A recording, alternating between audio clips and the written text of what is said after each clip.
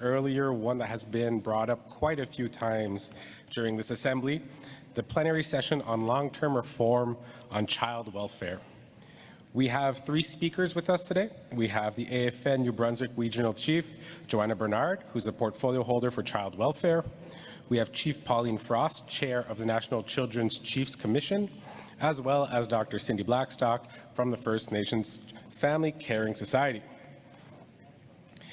Chief Pauline Frost is the Chief of Vuntut Gwitchin First Nation in the Yukon and is also the Chair of the National Children's Chief Commission. Dr. Cindy Blackstock, as most of you know, is the Executive Director of the First Nations Child and Family Caring Society and is a longtime advocate for the rights of First Nations children and families.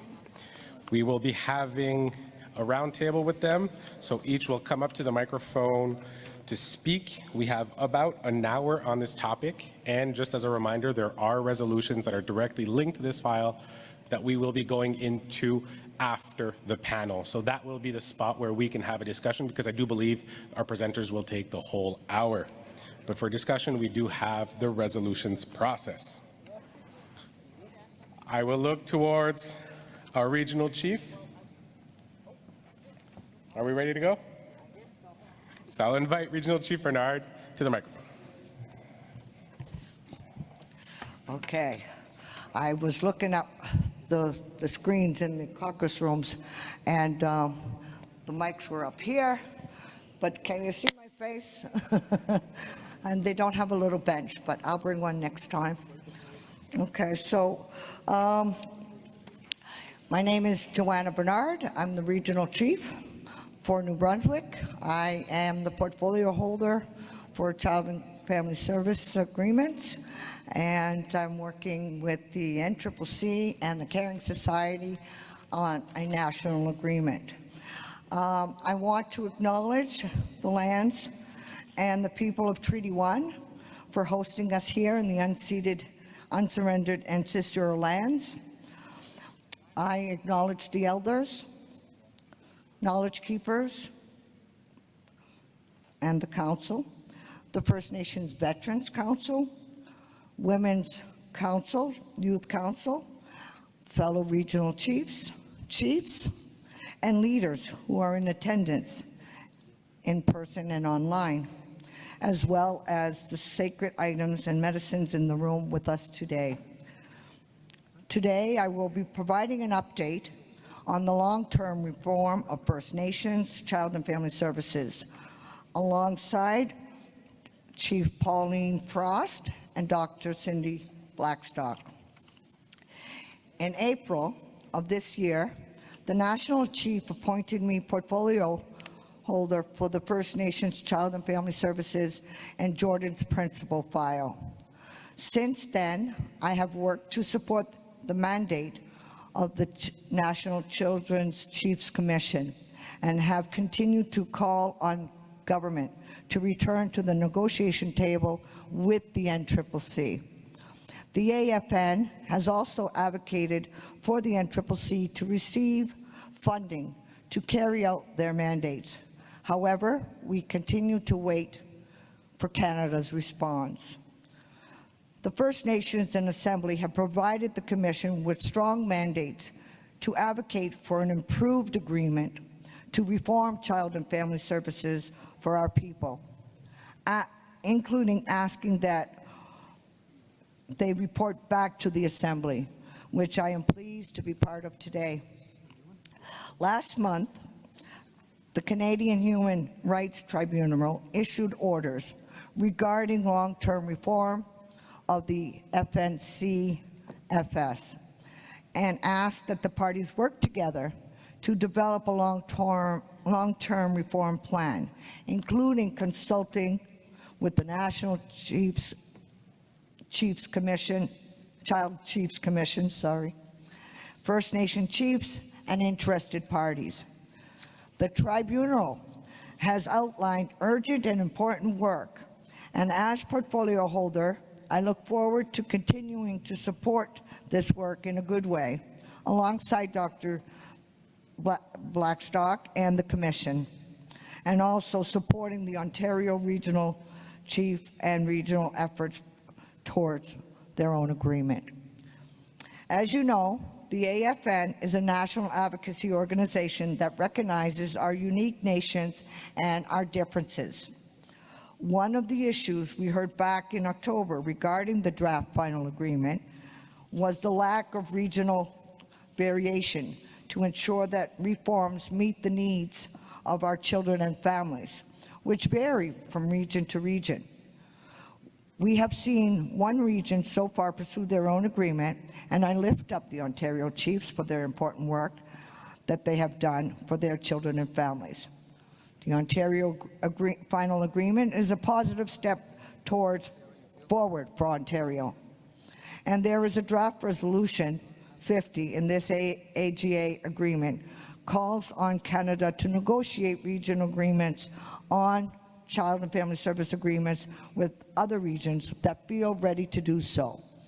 I recognize that this will not be the right path for everyone, and some regions may need more time than others to prepare for this path if they choose to take this path. The resolution does not replace the need for the national level agreement. Rather, it provides another pathway for regions to achieve reform according to their own priorities if they choose to do so.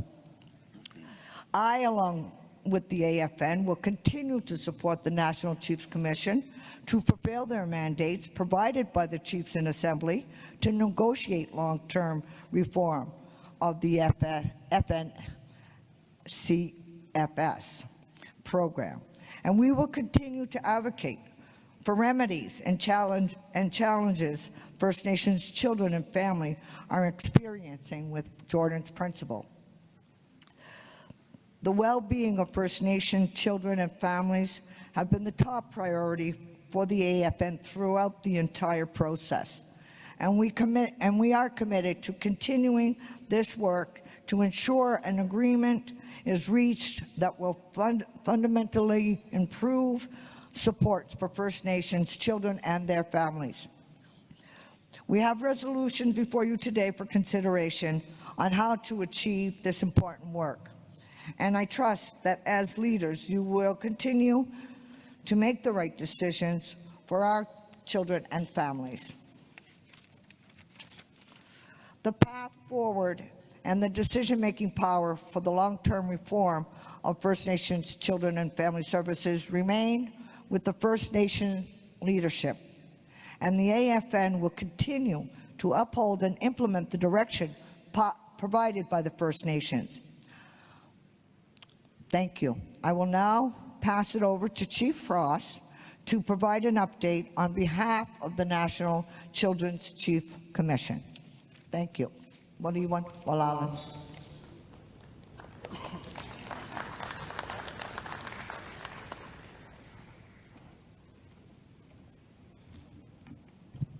Sorry, I'm not Chief Frost. My name's David Monias. I'm a Chief of the Nation for Pimitsikamak, a sovereign nation. And first, before I speak, I'm going to ask my members up there to come up first. I wanted to something. If I can ask Brenda Frog to come up, and I just wanted you guys to see this lady. What I want to tell you is that she drove here on a bike from my community. We left the same time. She left on Sunday. She got here yesterday. She was raising awareness for child abuse, and to stop child abuse, and that's what she wanted to do. And we didn't get a chance to do honor because she's going back tomorrow. There's an honoring that's happening tomorrow. But I at least wanted to bring her up so you see who she is and that she's here. This is Councillor Brenda Frog. She's one of our Executive Council member for Pimitsikamak, and it's her daughter at niece. Oh, niece. Sorry. Her niece that came in as well. They biked together here, and they had another councillor join them for the last hour. So give them an applause. Thank you.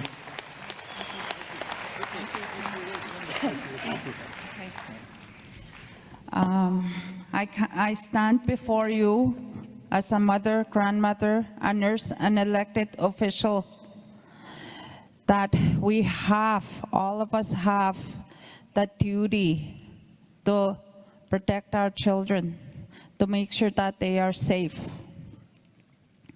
Every one of us has that responsibility. Thank you.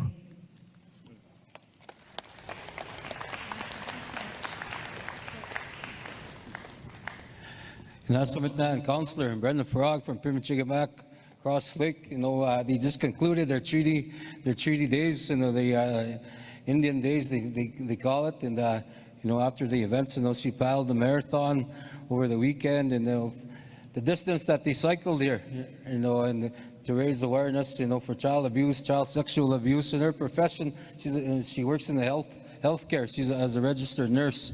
Yesterday in the Manitoba Caucus Room, she shared some statistics and shared information with our leadership. And she arrived at lunchtime, and a couple of other councillors from other communities joined her. My Councillor Connie Constant from Matthias Cologne Cree Nation, Pakirawagan, and Askumitnan for joining her as well. And so one more round of applause. And during that day, during the session there, someone stole her bike that she brought in. And then she was, I don't need anything. Like, I was, the Naskamo Adam and Cedric in the panel, just to give us a couple of minutes. It was important for Chief Monias for her to get recognized in the assembly. And so we thank the plenary session for giving her a couple of minutes. So Naskamo Brenda, and she didn't want to be acknowledged or honored, but Chief Monias wanted to make sure she did, because she's on her way to travel this afternoon. So Usani, thank you. All right, thank you. Okay, I'm not going to be long because really important speakers that we have here. Our chairperson, that's Chief Frost, is here. It's also Cindy Blackstock. But I wanted to say this: good morning, good afternoon, chiefs, proxies, grand chiefs, national chief, and members of the National Executive Committee. We are gathered here today because of a vision you carried forward, a vision of unity, of strength, and hope for our children. When you created this commission, you made a powerful decision to build one voice, one body, and one path forward to the final settlement agreement. Already we are proving that together we can make that happen. Let's not forget the chiefs are the rights holders. You guys are the rights holders. You are the power behind this commission. You made sure that the commission is made up of chiefs, rights holders. You created this to represent you. And we as commissioners will never lose sight of that. Our role is to work for you, to fight for a better deal that will come back to you. And when it does, it will be you, the rights holders, who will decide what's best for our children. You will decide whether to approve or disapprove, because you carry that responsibility for your nations, your citizens, and your laws. That is sovereignty in action. Even without funding, we have pressed forward. We have drawn on the strength of our own resources, our agencies, our political organizations, and our advisors came to us to help us out without pay. We have done the work that others thought that could not be done. We have shown that First Nations do not wait for permission to fight for our children. We do it because it's our sacred responsibility, and we carry them in our hearts. The tribunal has recognized that commission. It has called on Canada to return to the table and negotiate directly with First Nations. This recognition tells the world what we already know, that our unity gives us power, our voice carries authority, and our purpose is just. Yet Canada continues to delay. They gather quickly for mega projects, for land, water, for natural resources. They want us to come to the table and negotiate these things, but they won't come to the table to negotiate what's good for our children. That's our most valuable resource that we have. There are future generations. We know this pattern well. We have seen it with residential schools, day schools, the 60s scoop, and now the ongoing child welfare crisis. Canada has taken too many of our children already. That is why we must remain united. There are approximately 11,000 children in care in Manitoba alone. That's way too much. You know, we continue to work alongside AFN, the Child Caring Society, and with other PTOs like AMC, MKO in our areas, and SU for Manitoba, and I'm sure they're doing the same thing in the other places. Because we know that we cannot afford to fight separately for a cause that is shared responsibility.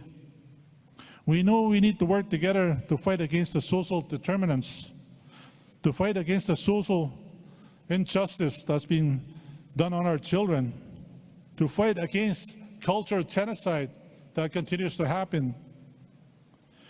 That genocide is inherent in the social and child welfare system, and we need to make that change. And Canada must come to the table.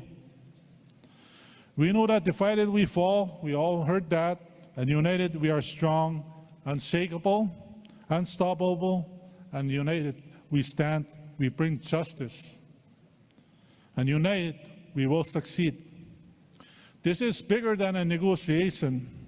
This is about healing our nations, protecting our future generations, and investing in our future generations by protecting the children and making our families whole and healthy, so we don't have to have children that are going hungry or neglected or unsupervised that lead to criminal activity, or they're being taken away from us by gangsters or people that are practicing human trafficking. We have to make sure that Canada can never again decide their fate without us.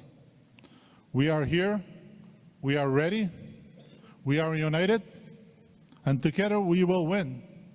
So let's continue on this journey together to fight it for a better deal. You know, because we will bring this thing back to each region. We will bring everything back to the First Nations, who are the rights holders, as they determine what's going to be good for them in their systems. But we need to stand united in the fight against Canada and what they're trying to do to us. Thank you.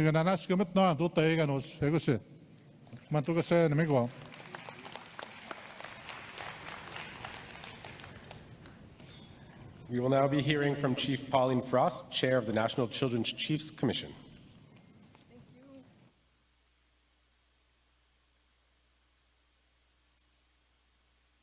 My name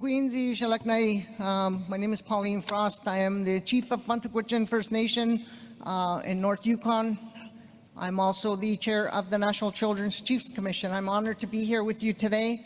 I just want to take a second to acknowledge the Chiefs of Manitoba, the ancestors of this area, for allowing us to be present today on your sacred lands. I want to honor the elders that are here, all the grandmothers, all the grandfathers, and all those that dedicated their lives to making our society a better place for our children. I want to honor you and hold you up today.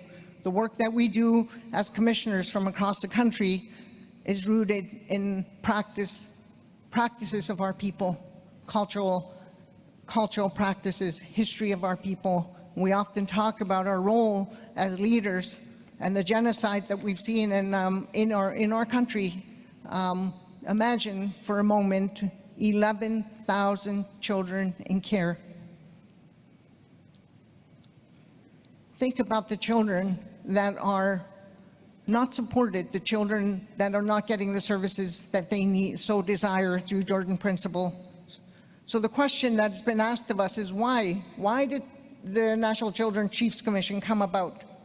So how do we come to be? And you'll recollect at the Special Chiefs Assembly that was called in July in Calgary, there was a presentation that was brought to the floor of the Assembly specifically to look at the National Children Reform and the outcomes from the Human Rights Tribunal, the outcomes from Canada's discriminatory practices. The Chiefs have voted down that agreement.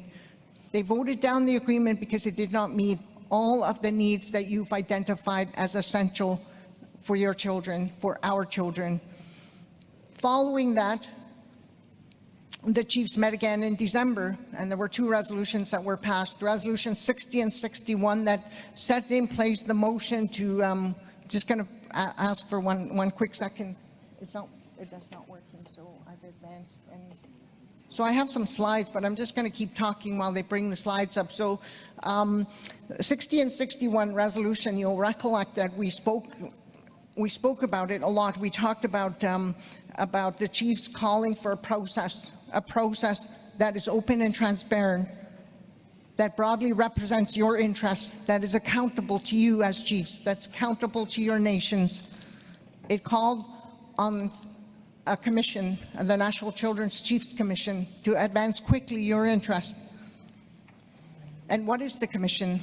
So the commission is sort of a representation. We are representative of all of the regions across the country. There are 11 of us, and we've been appointed by your regions. I'm representing the Yukon region. Chief Monias represents Manitoba. There are 11 commissioners from across the country. We have taken our role very seriously because you've advised us that we must do that, and we must bring some conformity to the disparities that we're seeing across the country with respect to the discriminatory practices of Canada. The Canadian Human Rights Tribunal has made it very clear to us that Canada must stop the discriminatory practices of how it delivers programs and services to our children, to your grandchildren, and it needs to stop. It continues today, and we look at the process that has evolved. So I spoke about the commissioners. We also have technical advisors. We have a negotiating team that we've established. We have terms of reference that we've written into our protocols to be transparent, to be open, and to communicate openly with all of you so that you are aware, and we have an obligation to report back to you. So this is our report back. We have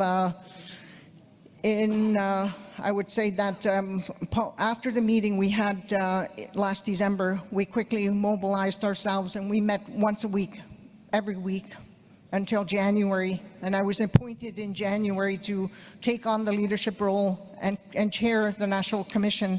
And from there, we also established a formal structure of designing and establishing, through a fair, open, transparent process, a negotiating team from across the country through an expression of interest.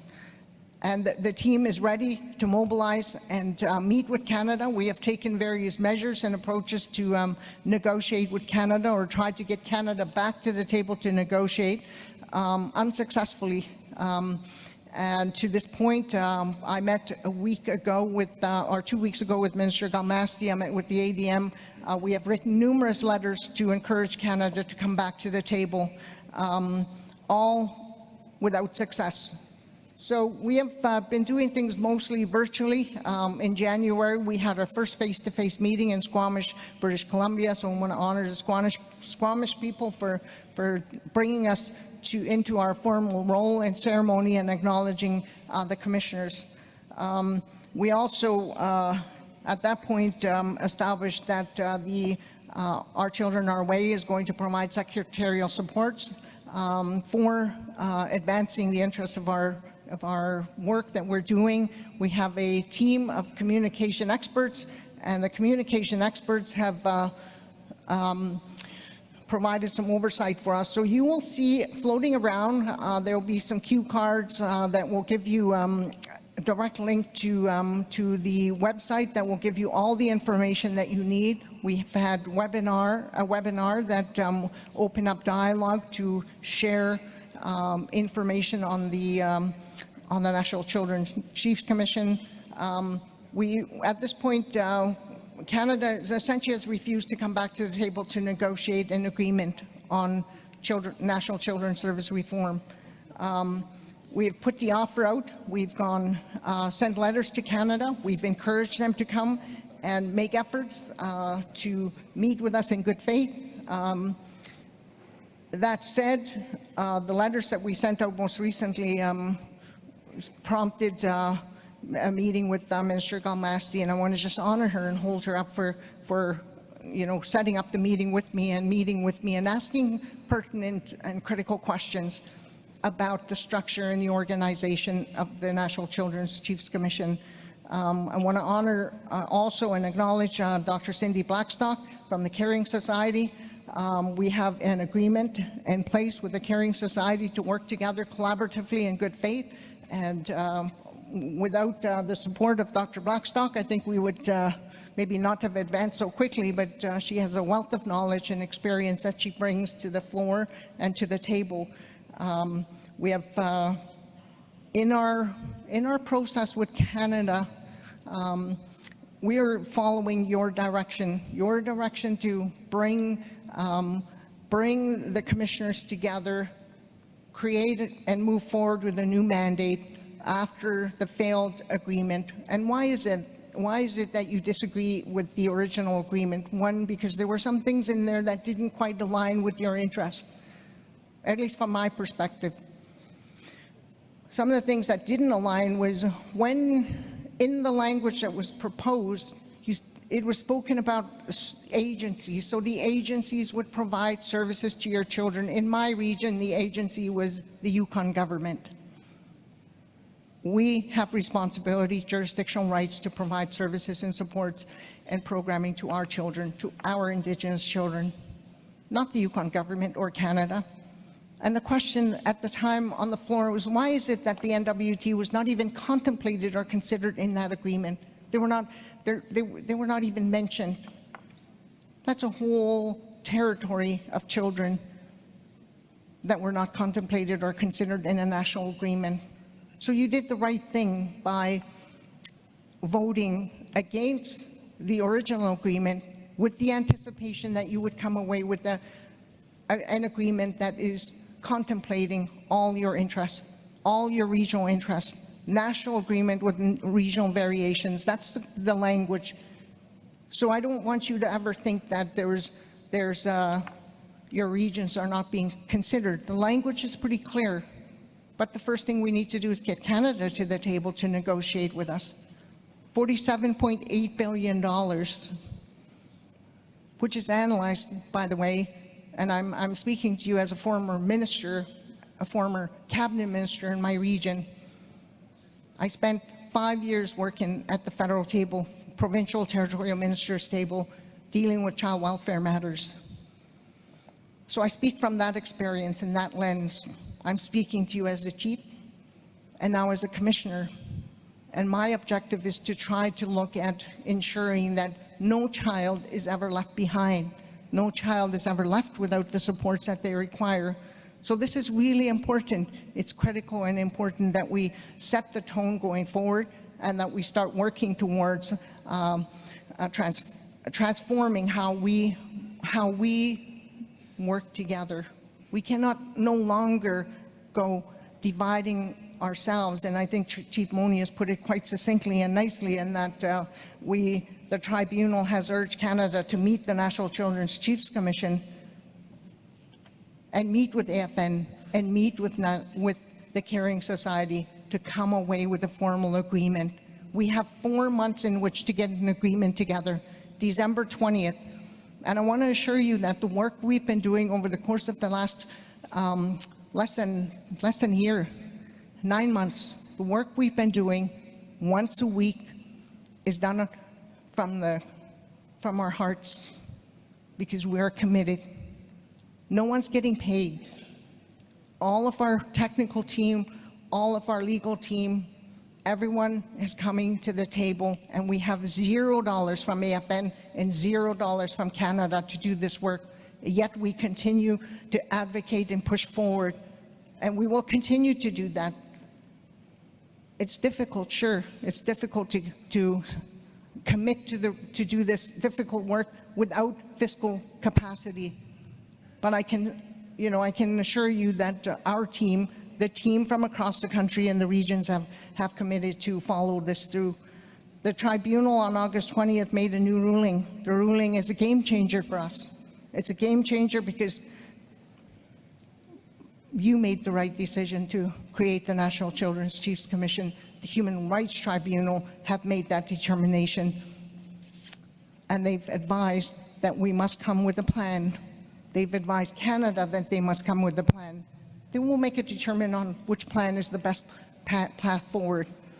we collectively need to design a plan that's going to meet your needs, the needs of our children. We cannot let Canada do that for us. So it's important that as we look to the next 4 months, we look at long-term reform outside of Ontario. And I want to just acknowledge Ontario for doing a fantastic job in ratifying and solidifying their agreement that meets their needs. But as a self-governing nation in Yukon, we have jurisdictional rights, we have Crown Indigenous relations, and we have rights to get to the table and negotiate. We've chosen not to do that because we want to come to the table and work with the rest of Canada so that we don't have disparities. We're going to look at an approach across the country. We're going to look at working together. We're going to look for resources, and we're asking Canada to fund our proposal. We put a proposal to Canada in April, and the proposal in the work plan to Canada was to fund the National Children's Chiefs Commission as you've mandated, so that we essentially can fulfill the obligations that you've given us, the direction you've given us. We've not seen that yet from Canada. We've not heard a response back from Canada on our budget, on our work plan, and our proposal. And yet, we're given 4 months in which to respond, but we don't have the fiscal capacity to do that work.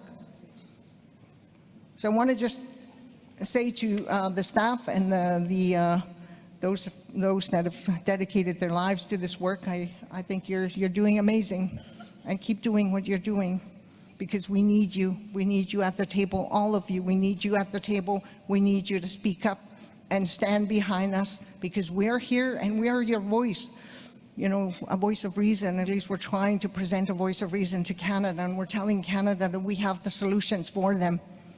They should not create a solution for us. If they've created discriminatory measures across the country for decades and decades through residential schools, and the practices that we've seen, we have the solutions. Canada does not have the solution. They need to come and have a conversation with us. And we aim to get that job done by December 20th and have a framework agreement and a plan going forward that will resolve and address some of the recommendations from the Human Rights Tribunal. So it's extremely frustrating. It's frustrating because we also speak about Jordan's Principle and the disparities around Jordan's Principle and the funding cuts that we've seen. We talk about the reform on family children services, $47.8 billion, but we also see Jordan's Principle funding collapse. All of our regions are sacrificing, and we're told, well, go to your regional governments, fund it yourselves. Well, sometimes you can't afford it because we don't have enough food to feed our people. We don't have housing to house our people. We don't have safe drinking water, and yet we're building Canada, and we have the vision of a nation building and C5. And we've made that message, we brought that message very clearly to the summit that was hosted by the Prime Minister. You will not build Canada on the backs of our children. Fund and support and address the historical discriminatory practices that you've been advancing for decades and decades. So I want to just briefly acknowledge, I have a grandson. His name is Jotso. He's 4. He spent 6 weeks in the Vancouver Children's Hospital. His mother had to quit her job. She had to move to Vancouver with him. She had to give up her apartment because she couldn't afford to pay $3,000 a month. We had to support her, encourage her. We all took turns taking care of our grandson. And that's not acceptable. I'm grateful for the help that I get from my family. I'm grateful for the help, and I want to just say that my grandson's mother is absolutely amazing and phenomenal.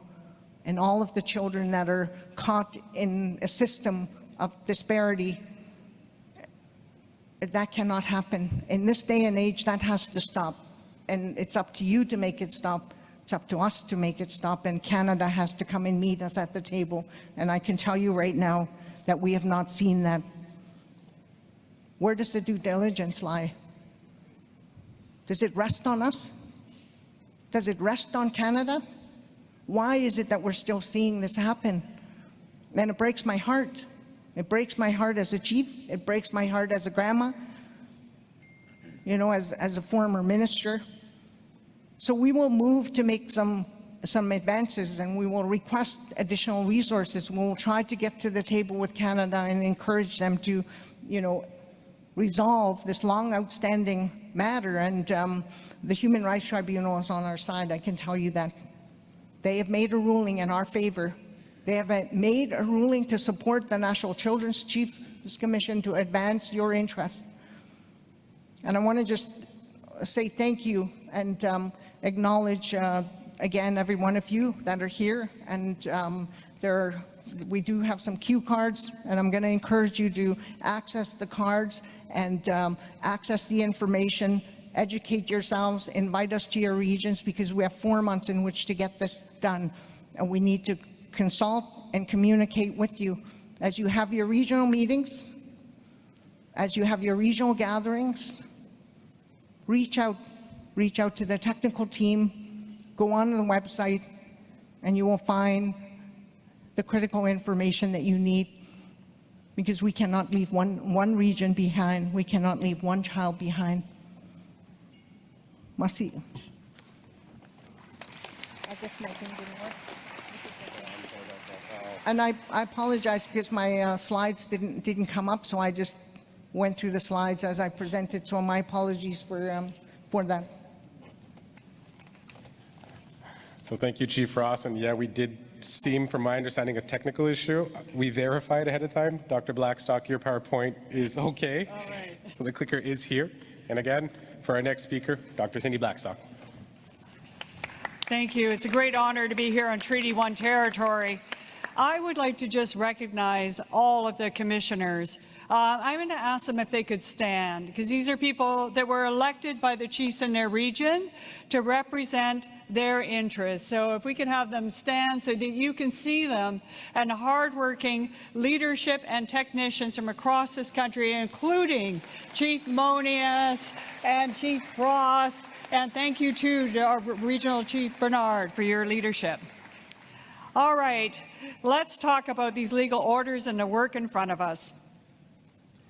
I'm just going to go to the next slide. The clicker's not working, but we'll get somebody to advance it. Oh, there we go. One message to Canada is you want to save money. You're looking at this as a hard economic time, given the instability around the world in terms of trade and other things. And you know what? I agree with you. I think most people in this room agree with you. You want to save money, and you want to make sure that money makes a difference in the lives of the people. Well, we agree with you.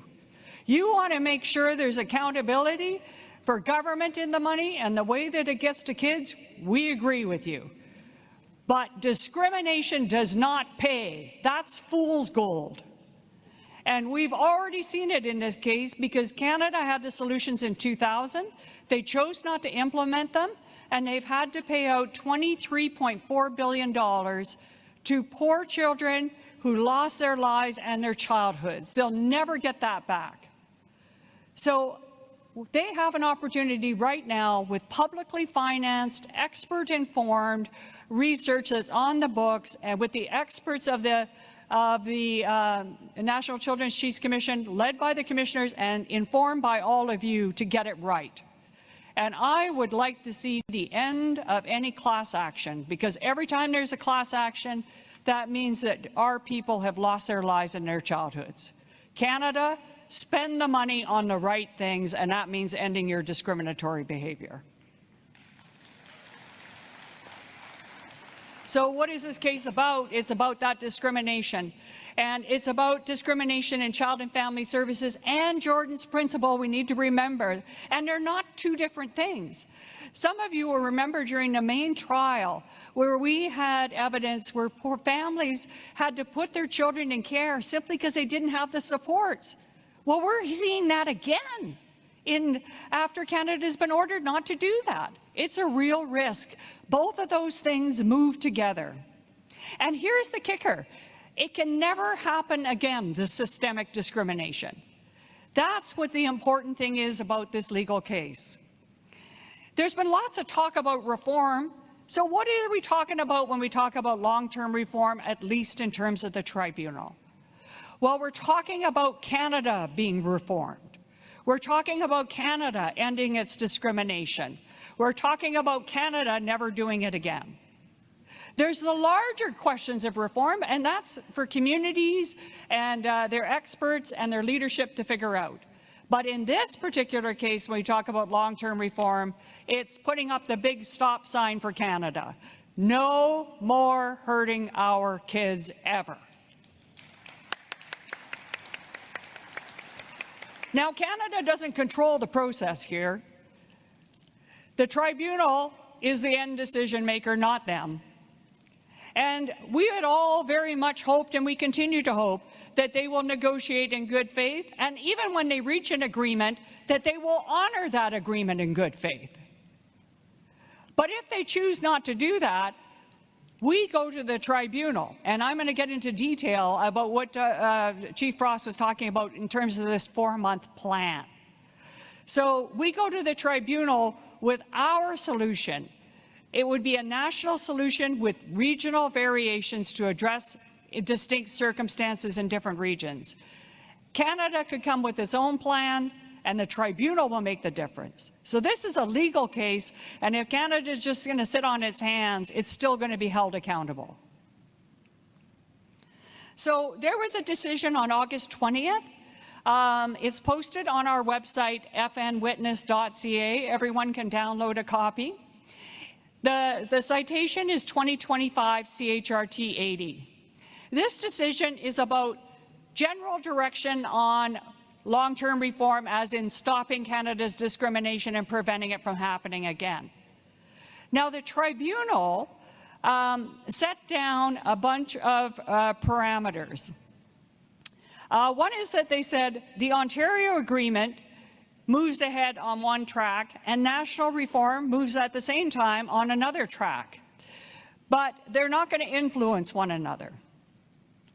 There was an order for the Caring Society, the Assembly of First Nations, in consultation with the Chiefs Commission, to go out and speak to leadership, experts, and others, and return with, and I want to underline this, a plan and remedies. This is not the complete box, the thing that we're going to be figuring out by December.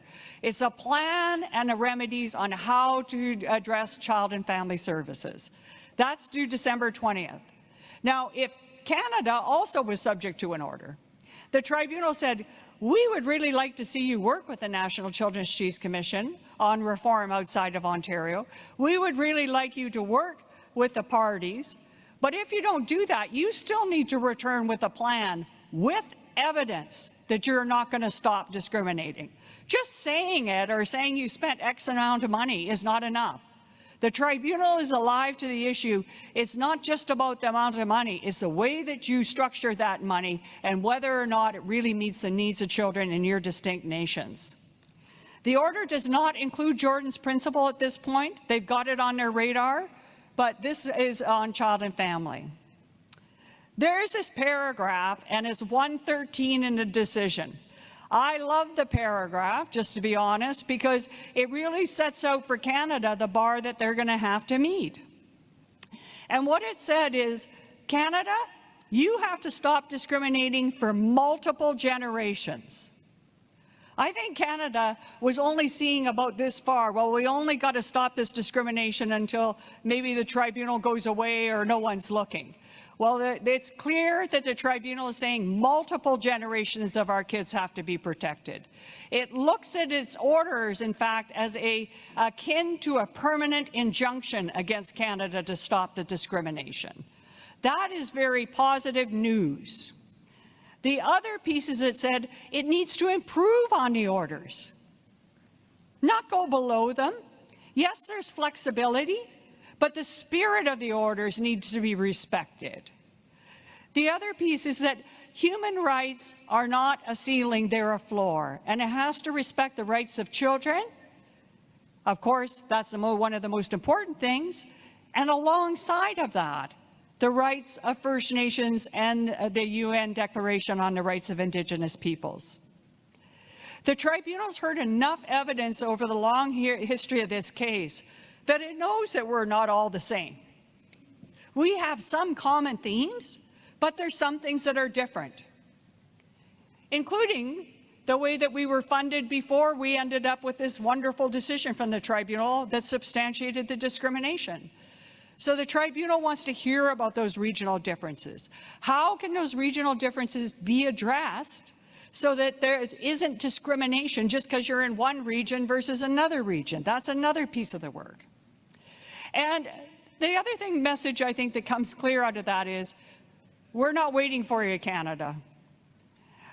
The National Children's Chiefs Commission, the AFN, the Caring Society, and most importantly, all of you are going to work together on a national plan with remedies, and then we're going to propose that to the tribunal. The hope is Canada works with us, but if not, Canada can present its own plan. And frankly, I don't know about you, but I think it'll be an uphill climb for Canada to present anything that's credible with evidence that their discrimination is stopped and will not happen again. So their best alternative is to come to see the National Children's Chiefs Commission, but not just come to the meetings, come with good faith, come with humility, come acknowledging that you've hurt generations of our kids, and come with a commitment that you're not going to do it again. So what about regional perspective? So that comes up a lot in the tribunal, and in fact, there's a couple of orders that are really important. The tribunal said that the best interests of the child also includes their culturally appropriate services, and we know the rich diversity of cultures in this room and beyond, and also distinct community circumstances. So that is actually in the tribunal's decisions already. You'll remember back, I can't remember if it was the December Chiefs resolution or October, but the Chiefs directed a national framework with regional variations to address those distinct needs. Maybe in one region, remoteness is a real issue. Maybe in another region, there needs to be more attention to having services to help, do prevention for families with addictions issues. All of those things are in play and need to be addressed. This order by the tribunal, when we did a chart, we actually put all the resolutions from leadership about reform outside of Ontario, and then the direction from this tribunal, and there's so much that's exactly what you said a year ago. So that's good news. There's good alignment on that. The other thing is that, regions, of course, in individual rights holders can negotiate whatever they want with Canada. But if you touch these orders, if Canada says, well, we need to get rid of Order X or Order Y, for example, then that will require tribunal approval. And what we're seeing from the tribunal decisions is they're saying, look, we're a small human rights tribunal. We can't deal with all kinds of different agreements coming at us. And in fact, there were a couple of decisions where they declined interested party status for some regional organizations with that particular modus operandi. They're really encouraging a national agreement with regional variations. So that says, like, regional agreements, are they impossible? I'm not going to stand here and tell you that they're not. But are they likely? I don't think so. Not until if they have to go through the tribunal. So the most promising is, let's work with this framework. We got 4 months, we got all this work that's been done, and we can really push this across the line and see some success for our kids. So the next step is this plan and remedies for national reform is due on the 20th. The tribunal will take the First Nations plan, they might take Canada's plan, and then they're going to decide what happens from there. In the meantime, we all need to come out and see all of you. I'm looking forward to that to the degree you'll have me. We really want to know about when your regional meetings are, both with your leadership and your experts, as much as possible so that we can accommodate your schedule. There is going to be some consultation materials that they're actually under development right now, thanks to the great technical team. And those will be out to you very quickly so that you can have those discussions in your regions. And we're also, you'll see that last bullet, we're waiting for the consultation motion. You might remember from Resolution 90-2024, the chief said, Canada, come back to the table and negotiate in good faith within 30 days on national reform, and if you don't, we would pursue legal action. So the Caring Society filed this motion at the tribunal to try and get Canada to come back. Canada, of course, has chosen not to come back, which means they've chosen to litigate, which is fine. I say fine because every time that they have litigated against our kids, they've lost. So I think we're at over 32 to 35 legal decisions, and they're batting 0 right now. Except I don't want to see litigation. I think it's better to sit down and as responsible adults and discuss. But if it takes court, then we've got a good track record there, and we're going to put our very best case forward for kids. So one thing I just wanted to bring up as an information item, leadership, because actually the suggestion came from you, is some of the nations said, look, we see population-based formulas, and we don't want our kids to, if we're in a small community, to be disadvantaged by that. So we actually did a study on that. It's a small study, so I just want to recognize that. But this involved First Nations and some First Nations agencies serving small population nations. What came out of that is 2 key findings. One is the vision is by all these nations is to serve their citizens on and off community. That's clear. And you know, citizens don't lose their identity by just crossing some imaginary reserve line. The other is that they costed out, what do you need to actually deliver prevention? Let's say you have 100 people in your community, or you have 400 people. Like, what is the minimum you need to have in terms of having an office, having people there who can provide the services, et cetera? And that minimum base is 1.2 million. Because what we don't want to do, or at least I want to avoid, is I want to ensure that whatever model is in a nation to deliver services is supported. But that means that group, whoever they are, whether it's the nation themselves or some other group or the agency, they have the capacity to do it. And then the service money on top of that is for kids. We don't want to use kids' service money to fund capacity. Both those things need to be funded properly. So you can see the full report on fnwitness.ca. I'm just going to pivot to Jordan's principle, and I'm checking with our chairs to see if I'm on time. I'm good, okay, because I want to respect your time too, leadership. I came here on Monday, and I was honored to go with Jordan's family to the Children's Hospital, and I stood in the ward where Jordan would have been. It is a sacred, sacred thing he gifted all of us. And that's why it's so important that we ensure that it is respected, that it is upheld, and that when Canada disrespects the legal orders that give life to Jordan's principle, that they're held accountable for that. Because it's not only a breach of their law, it's a breach of the sacred laws of children. And I am happy to say that we have had, thanks to families, some real victories in court. I don't need to tell this audience how many shenanigans have been going on with Jordan's principle. It's really, there aren't really words to capture the impacts on children and families. We know of children's lives who have been lost, linked to this non-compliance, needless non-compliance. We know there are children right now who are going to school that might learn in a different way, and all they need is a little bit of support so that they can feel confident in a classroom and give their best selves, and Canada's saying no. That is a dumb move, Canada, because setting kids up for success saves you so much money downstream, and think of the childhoods, the happy memories these kids could have of school, of healthcare, and of social services. The minister had you, who's no longer in office, but she sent these 2 concerning letters out. Jordan sat in that hospital, as the chiefs from Norway House and the chiefs in Manitoba know only too well, because Canada and the province of Manitoba were arguing over who pays for Jordan. Isn't that right, Mike Muswagon, who was there at the time and did so much great advocacy?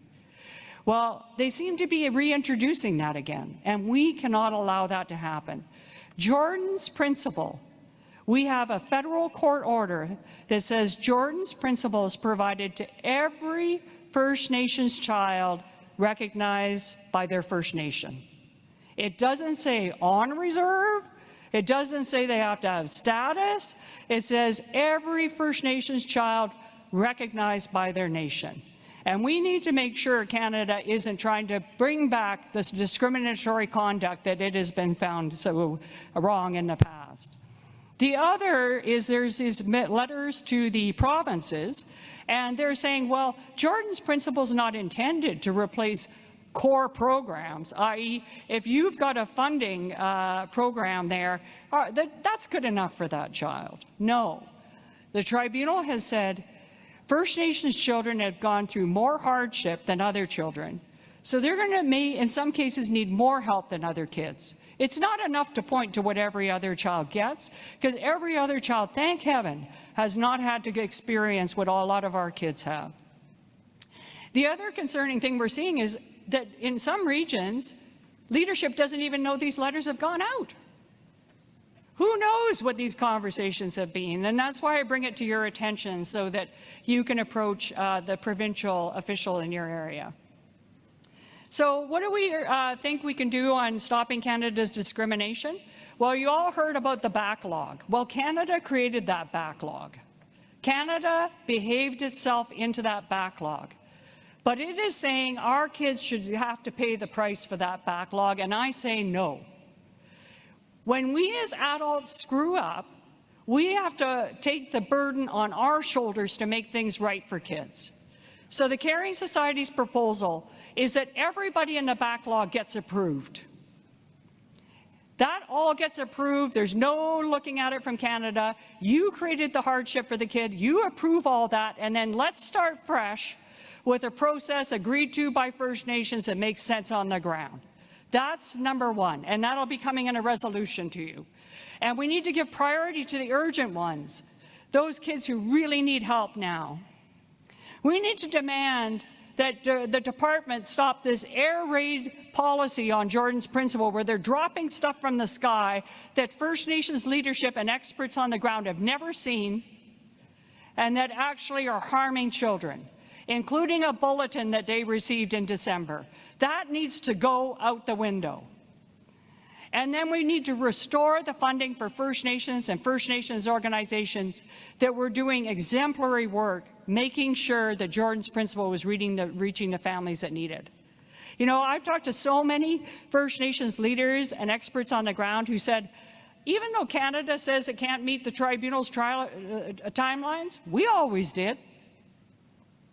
So it just proved positive that the communities with the proper support can make this happen. And we need to make sure that we're honoring Jordan's principle and that we hold them accountable in court. A couple of families have done that. One is the Patrick Cully and his daughter Scarlett.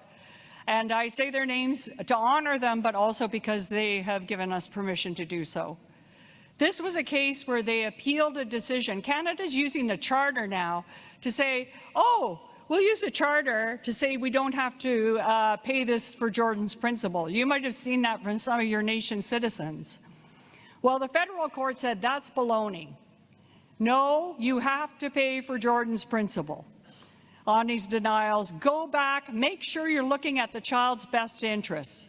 So when you saw over the summer where they said we're not paying for educational assistance off reserve, and then there's a small word, unless it's needed by substantive equality, we're not finding a lot of evidence, and the federal court didn't hear either, that they're even looking at the needs of that child, and they have to look at the needs of that child. This is another important case, and it's timely leadership. I wanted to bring it to your attention. This is the Paulus family, and this is a grandmother who's caring for her 3 grandchildren. There they are. Those children have respiratory issues. The home has got mold contamination. The request through Jordan's principle is remediate the mold so the children can stay in a family home. And by the way, that's going to be cheaper over the long run and way better for kids. The department said, no, that's a special program. Maybe it's one of these extras that kids don't need. And again, this ameliorative, where you see that, that's kind of saying, well, in general policy, maybe they've got a group and they'll say, well, we recognize that we need to, parents need to work, so we're going to provide a daycare program. May not meet everybody's needs, but it'll meet some people's needs. That's kind of an ameliorative program. But, and they were saying the charter lets us do that, so that limits Jordan's principle. The federal court again said no to Canada. Canada's now appealing this to the Federal Court of Appeal. So that's, just for everyone to know, it's one level below the Supreme Court of Canada. And that will be heard on October 6th or October 9th is our latest information. The Assembly of Manitoba Chiefs, as I understand, have already applied for intervenor status in that important case. So I hope all of you will join me in thanking these families for cutting trail. And I just want to show this as examples of how you can use the federal court to be able to enforce orders to make sure the needs of your kids are met. And shout out also to the Pro Bono Legal Counsel, David Taylor. Full disclosure, he's our counsel too on the Caring Society. But he just did this for free to help out these families. And for all the lawyers out there doing that, thank you from the bottom of our hearts.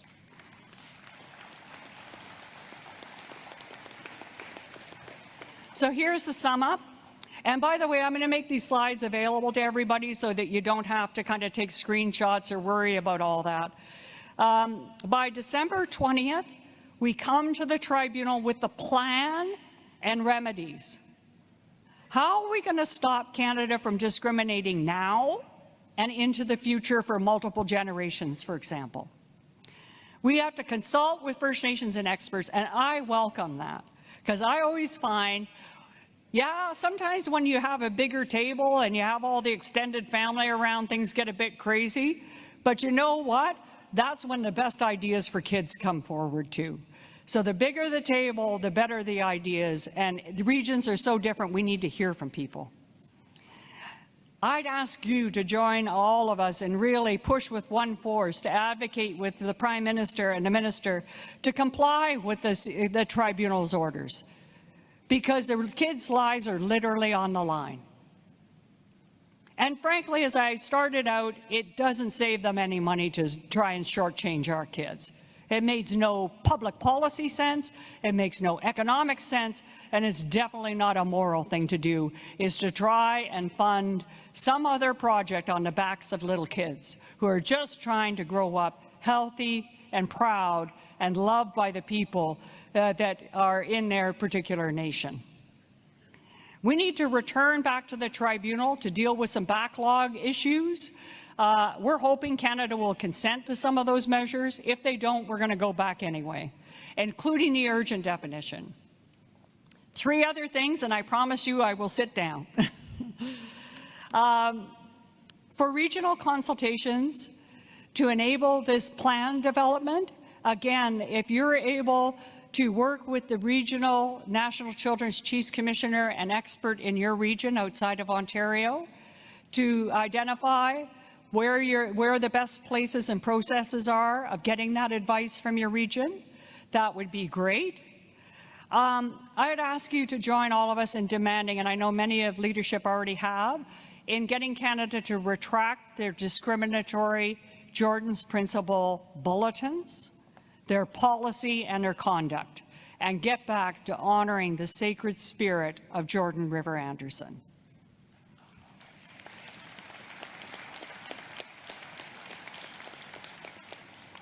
Back in 2007, when we filed this case, Canada cut all the Caring Society's funding within 30 days. We had $50,000 in the bank, and we were going against the biggest law firm in the country. And we didn't know if we'd be able to finish it off, but we had elders and advisors and for our board who said, do it anyway. And up until today, well, we get court-ordered money from time to time, but we are not funded by Canada. My message is I hope Canada does do the honorable thing and provides the funding support the National Children's Chiefs Commission requires. They've worked miracles by having all, you worked miracles, chiefs. You appointed your representatives in record time. The commission meets on a regular basis, like weekly, 2 times a week, 3 times a week. The technicians, they have a legal team, they have a negotiating team. They're set up and ready to go with $0. But if Canada doesn't come across with the money, I'm hoping all of us can, because that's exactly what happened for the Caring Society. When we were getting down to our last few pennies and we didn't have anything really to rub together, it was nations and children and bake sales that got us through that. And I think this work by the National Children's Chiefs Commission is historic. It needs to be supported. And I absolutely believe we're going to get there together on a good plan for our kids. Because the tribunal and the kids and the spirits of children like Jordan are all on our side. Thank you very much.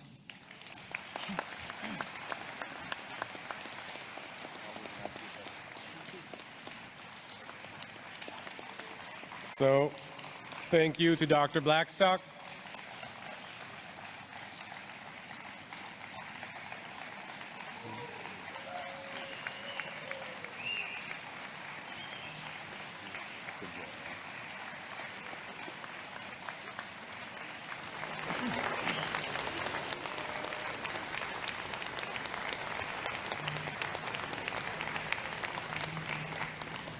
So again, thank you to Dr. Cindy Blackstock, Chief Pauline Frost, and AFN Regional Chief. Yes, so, sorry. I just want to note that if you are looking for the presentation from Dr. Cindy, just reach out to the AFN office or to your regional chief, and we will get that sent to your email. Thank you. Thank you, Regional Chief. Again, there is no time for questions. It wasn't scheduled like that, but our speakers did confirm to us that they're sticking around the room and are open to having conversations with you. Our next presentation is on, again, the title has changed a little since the agenda we saw, but the new title is the Claims Helper Overview for First Nations Child and Family Services and the Jordan Principal Settlement. They do have a room down on the first floor, so I'd look towards Amanda Campbell, Service Delivery Co-Lead of Castlemaine. If you are around, to please head to the stage. And they do have on floor 1 in the meeting room, so MR, I believe it is 16. There are big signs that show you go down the stairs again, and you go behind the escalator.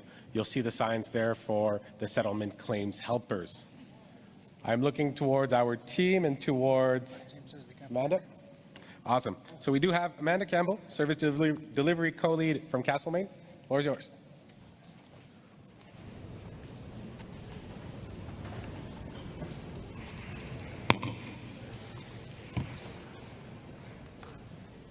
Bonjour, Anine. Welcome all respected chiefs, proxies, leaders, delegates, everyone who is in this room here today and those who are joining us virtually. Welcome to Treaty 1 territory here in Manitoba. It is my honor to stand here before you today. For those who may not know me, my name is Amanda Campbell and I am from Peguis First Nation Treaty 1 territory here in Manitoba. I work for Castlemaine and I am the co-lead of the Claims Helper program for the First Nations Child and Family Services in Jordan's Principal Settlement. Today I would like to provide you with information on the Claims Helper program.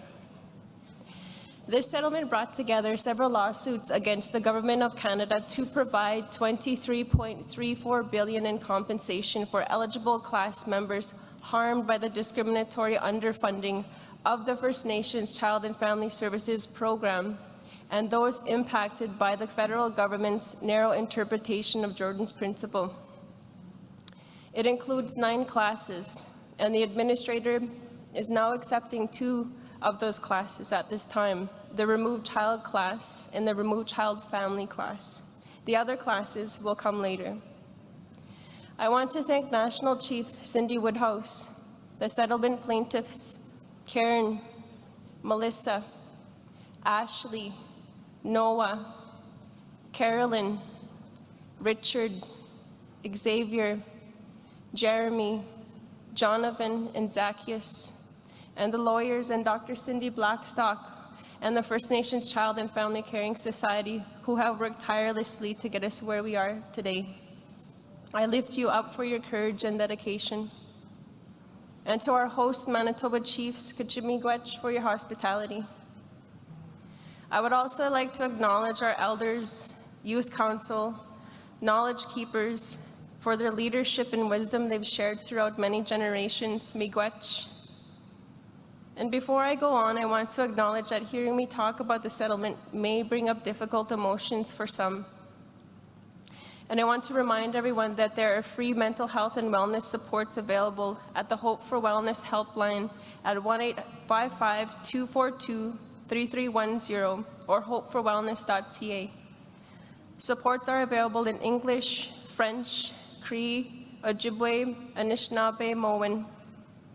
Children can also call the Kids for Help phone at 1-800-668-6868.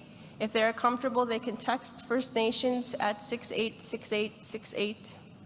We also have Alvin Henderson here with me at our Claims Helper booth, which is on the first level at room 15. Please reach out to any of these resources should you feel you need. On March 10th, the claims period opened for the removed child and their eligible caregiving parents and caregiving grandparents to submit claims for compensation. The removed child class includes First Nation children who were removed from their homes on reserve or in the Yukon and placed into care by Child Welfare Agency that was funded by Indigenous Services Canada between the dates of April 1st, 1991 and March 31st, 2022. Removed child family class members who may also be eligible for compensation include the caregiving parents and caregiving grandparents of a removed child.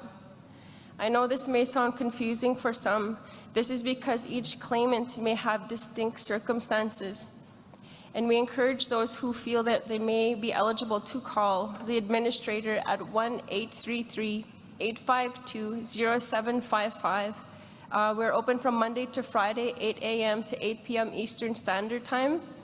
And I do want to emphasize and be very clear to those who may apply or hesitate to apply that you do not need to share your child welfare records and you do not need to share your story.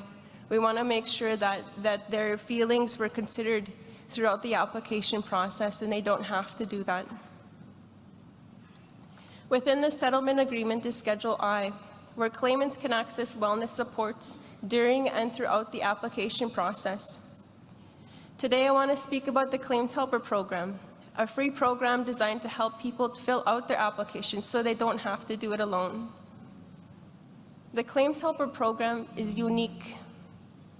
It includes more than 130 individuals across our nations. And I am so proud to share with all of you that a majority of whom are First Nations. It was very important to us that we had grassroots people helping grassroots people in this settlement, and I'm so proud of that. Claims helpers are located in First Nation communities, remote areas, and urban centers. They're harnessing their own lived experience to offer sincere compassion, cultural understanding, and empathy at the grassroots level. Claims helpers are extensively trained to understand the impacts of the First Nations welfare system in Canada and to provide culturally appropriate and trauma-informed support. They can provide community with individual or community-focused assistance to help complete applications with the respect and dignity that they so deserve. Claims helpers can help answer your questions, such as what documents that they need to be filled out, and they could work with them at a pace that works for that individual. We could help with one-on-one application support, in person or by phone or video. We could host group information sessions, help them gather documents to complete their claims, and claims helpers could also share information on cultural, community, and wellness supports. We can also help refer you to a service coordinator for extended support and navigating services. Claims helpers will also work with the community to determine how we can best support the community and claimants. It is very important to us that we respect culturally appropriate protocols for each community with each interaction. Whether you're looking for one-on-one application support or group sessions, settlement information, or just clarity and had your own questions, everything that you need can be found with a claims helper. Claims helpers will come to your community, and there is no cost associated to access a claims helper. And I'm happy to share that we have claims helpers here with us today. I can't see them, but they're in the room here today if you wanted to kind of give a wave to everybody. I'm not too sure where they're. Oh, they're back there. And you could also see us at the Circle of Trade for more information on how to access claims helper support in your community. Like I had mentioned earlier, we're on room 15 on the first floor. And here we could begin building meaningful relationships together today. We've also been reaching out to First Nation community leadership by mail and phone to introduce ourselves. Some of you have already received contact from us, and some of you have already received warmly welcome us into your community. Each community has a claims helper working with their community or community nearby. It is important to us that we approach leadership first to introduce ourselves, to begin building meaningful relationships with the community and claimants within. As grassroots people, we know how important it is that we honor culturally appropriate protocols, and our teachings are at the core of everything that we do and in our engagements and decision-making. I also want to express my deepest gratitude to all of those who've joined the Claims Helper program to help with this very important work. Your compassion, your empathy, and sharing your cultural understanding with us has been a beacon of hope who have been impacted by the child welfare system. You have walked alongside claimants, holding sacred space through a complex and emotional process. And you have brought healing and restoration to families and communities. Miigwech Claims Helpers. And before I leave today, I want to acknowledge eligible claimants who have not yet applied. We understand your hesitation. We acknowledge that filling a claim for this settlement is not easy. You may be unsure if you should apply. But please know that claims helpers will be patiently waiting here for you. We will treat you with the utmost respect, love, kindness, and the dignity that you deserve. And we will walk alongside you through your journey. And as we close today, if you or someone you know has been impacted by the child welfare system, I encourage you to submit a claim and reach out to a claims helper for support. When we walk together as Indigenous people, our steps are braver, our voices are louder, and our spirits are stronger, and they are not alone. Miigwech for hearing today about the Claims Helper program. Sorry. And I'm just happy to voice this on their behalf, that they're not alone. Miigwech.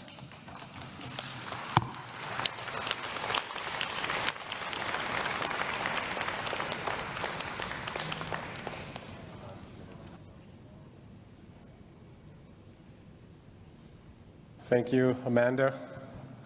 And again, as a quick reminder, there is a room downstairs. I still believe it's MR16. So once you go under the escalator, you'll see the signs. If you need any support in your process, if you have any questions on the process, the team will be there to help you and maybe get to meet some of the claim helpers that Amanda has been talking about. I will now move it over to Adam for our next item. Miigwech, Cedric. So we will now turn into resolutions. We will not turn into resolutions. We will turn to resolutions. We will get to making decisions. And Chiefs, you've made your message loud and clear. We need to talk about our children, our youth. And that is what the topics have been this afternoon. So we are going to start off with the resolutions dealing with child and family, as well as Jordan's principle. So we have a number of resolutions that we will start with. We will go through those resolutions one by one. So they are draft resolutions 49, 50, 51, 52, and 53. The first resolution is, again, resolution number 49, draft resolution number 49. It's titled Jordan's Principle, New Operational Guidelines. So I'd like to see if I would like to make sure we have our mover and seconder. Mover is Chief Ross Purley. Is Chief Ross Purley in the room? Either virtually or physically here in the room. Chief Purley, are you here? Also, the seconder is Chief Rebecca Knockwood. Chief Knockwood is present. Chief Purley, are you in the room? Microphone 2, go ahead. He is not here, but I am going to be the mover, and I do believe we have a new seconder. Thank you. So Chief Knockwood will be the mover, and we have a seconder, I believe, at microphone number 1. Go ahead. Hi, Chief Joanne Miles. I'm the seconder. Sorry, I didn't catch the name. Chief Joanne Miles. Thank you, Chief Miles. So we have a mover and seconder. So we'll get right into the resolution. It is in your packages. I will not read the preamble, the whereas. We'll get right into the therefore be it resolved.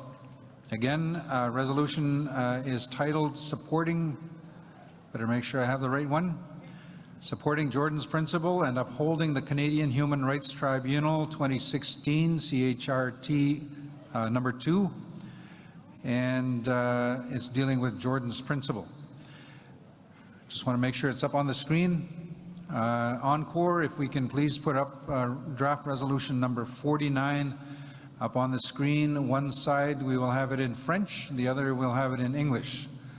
I will read it in English. Just want to make sure we have it. Again, encore, if you can, there we go. So we've made the change to the mover and the seconder. So the resolution reads, therefore be it resolved that the First Nations in Assembly 1 direct the Assembly of First Nations, AFN, to call upon the federal government to take immediate action to revoke the Jordan's Principle operational bulletin that was imposed on the federal government's implementation of Jordan's Principle on February 10, 2025.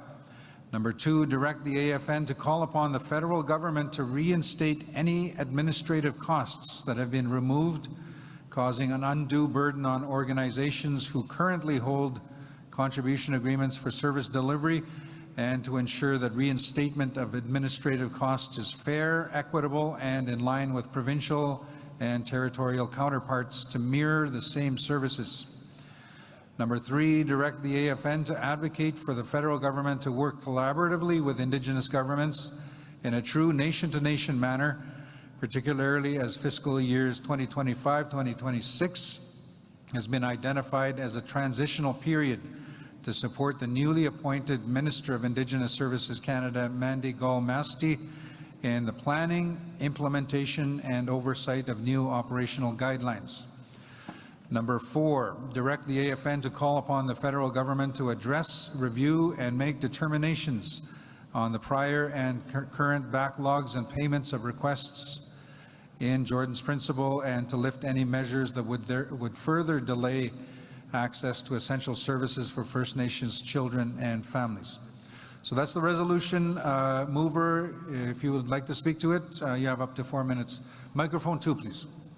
Okay, so basically this resolution is asking to revoke the Jordan's Principle Operation Bulletin, reinstate any administration cost, partnership with Indigenous governments to assist for a transitional period, and address, review, and determine the current backlogs.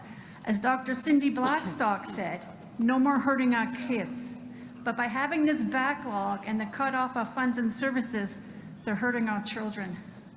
As everybody knows, the school year has started, and the services that our kids had in place previously Because of the cutoff of services and funds, those kids are going back to school without the services.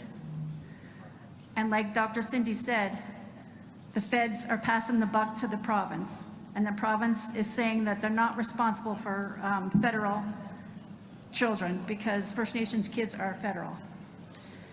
A lot of First Nations have had to use their funds with the hope that the kids would be approved for services and even had to incur significant debt because of that.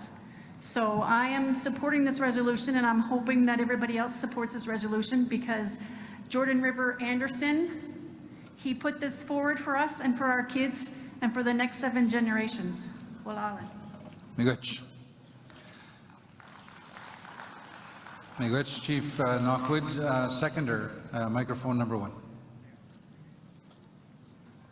Hi. The removal of the administration and operational support related to Jordan's principal right across this country. As a person who's worked and spent 38 years in the public school system, I've seen firsthand the help that Jordan's principal can do to not just the kids, but the full family. I've also seen the backlog that others who had to wait over years for the applications to be approved. Jordan's principal was created to ensure that First Nations children have access to all government-funded public services without delays. Cuts to the administration just don't affect the paper pushers. It directly impacts the kids and their families. It clearly underscores that the children are being denied the supports that they rely on, and the most vulnerable of these are paying the price, not the bureaucrats or the budget decision people. It's really hard, as someone who's worked in the system for many years, to see these kids who had that support last year now to do without. And like Cindy said, it affects the full family, not just the kids, it affects the full family when something like that happens. So I, too, hope that everyone agrees with this as well. Thank you. Miigwech. Thank you very much, Chief Miles, for speaking to the resolution. Very strong resolution, very clear. We've heard from the mover and seconder. I am looking in the room. I don't see any comments, nothing online. Again, very clear resolution. Question's been called. Thank you for the advisement, and we will go into questions. So we'll have a vote. The resolution is before you. It's draft resolution number 49. I will ask Encore to please open the polls. So again, chiefs, proxy representatives, you should be getting an email right now. You can use the previous email as well. There is a 6-digit PIN number that you get, and it is emailed to the email address that you provided when you registered. So you should all have that. Can I get an indication that the polls are open? They are open. Thank you. Polls are open. We'll give it a few minutes. You can go in and vote. We went through the process this morning. I think it's becoming very clear. As we move along, it should get more efficient. And if you do need some help, we have staff with the green lanyards. You see them on the floor. If you have any technical issues, they are available to help out. If you are on Zoom, there is an email that you can email for information, for any assistance, or a phone number. Actually, if I can have that, I don't know if Encore can put it up on the screen right now, maybe not. If you can, I know we have the resolution on the screen. But there is a phone number. If you are joining us virtually, there it is on the screen. 1-833-236-8324 if you need technical support. Also, the email is registration@afn.ca.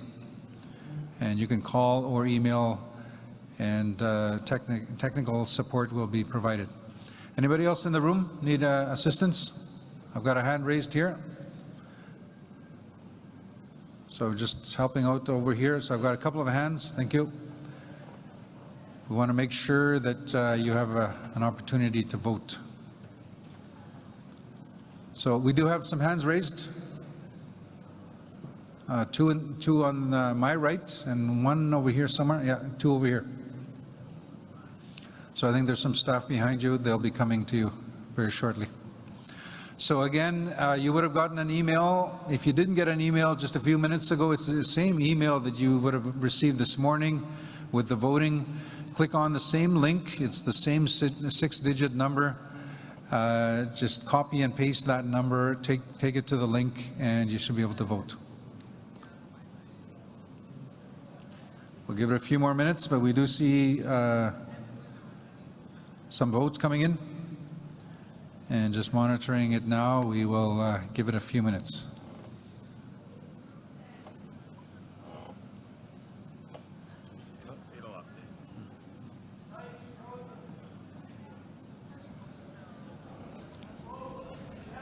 You can't vote? Okay. Looks like we may be having some issues. I just want to confirm the polls are open. So I am hearing that you cannot vote, so we just want to get clarification with some of the staff that are helping out. We are assisting some of the voters. So if you just bear with us, it'll take a few minutes.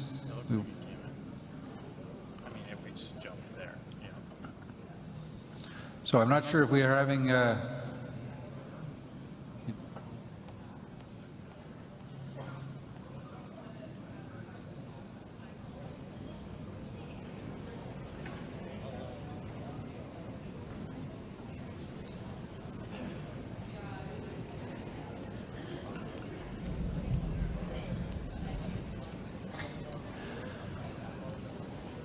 so we do have hands raised. We are looking into it. It seems to be, I'm not sure what the issue is, but we can see how many votes are coming in. We had a big jump in votes that came in. All of a sudden it's stopped again. And we're just dealing with the issues. People are having challenges with the vote. So we'll give it a minute, and what we may do is go to the conventional method of show of hands. We don't have that set up for the virtual session necessarily. So if we do go to the show of hands, what we would do is just ask for any opposition. I think this one was fairly clear, but the challenge will be those chiefs that are joining virtually. And so I will need to monitor, and the way we would do it is just hit the raise hand function. So that's how we would do it if that's the case. It's working? Yeah, I just jumped by. Okay, it's not working. I've just been advised that the voting is working, and I saw that the number of voters just jumped to 178. So we've already got 178 people that have just voted, so it is working now. If you had challenges a few minutes ago, please try again. And we do see quite a few, yeah, the numbers are going up. So thank you for your patience.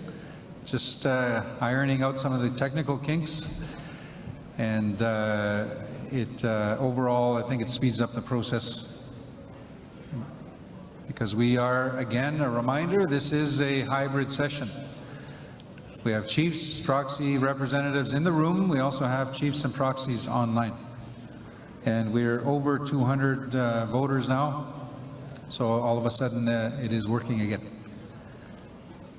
Any more issues? Raise your hand. Okay, in the back. We'll have somebody come. Any more issues? Voting? Okay.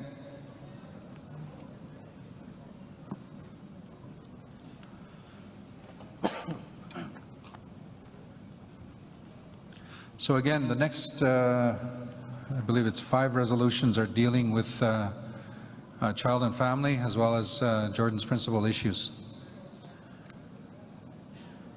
Following that, okay, we're good here. Following this group of resolutions, we will go to a basket of resolutions where we will bring common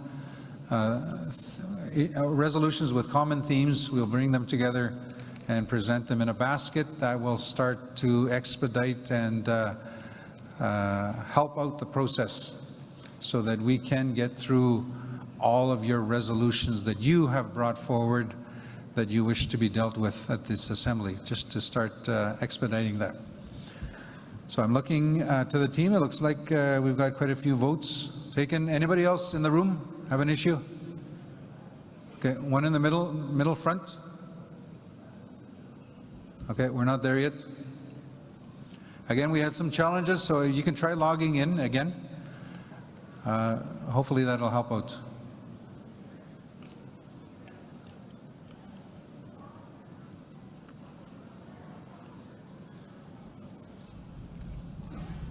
Yeah, one more here, in the middle.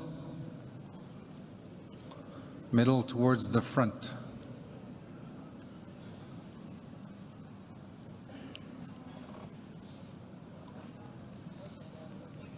You're good? Okay, awesome. Anybody else? Okay, we're just trying to resolve one more. Two more.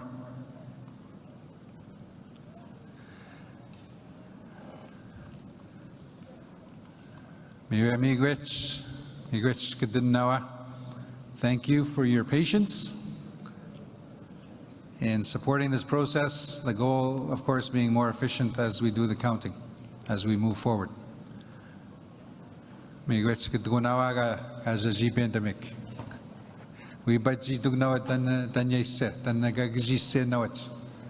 Penmabuga chigwe match chigadegwe ga dudamic.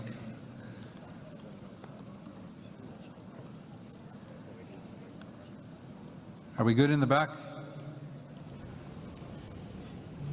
I see there's one more being assisted. As soon as we're done that one, we'll close the polls, but not yet.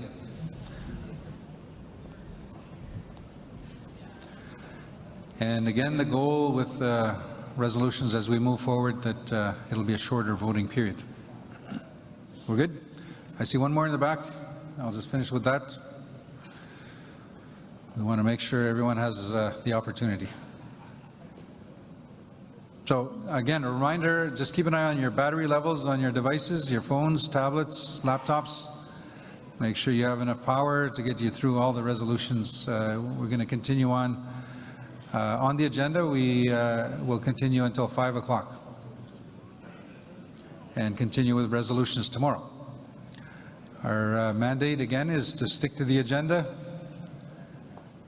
Unless, of course, there's a motion to continue and continue on with the resolutions.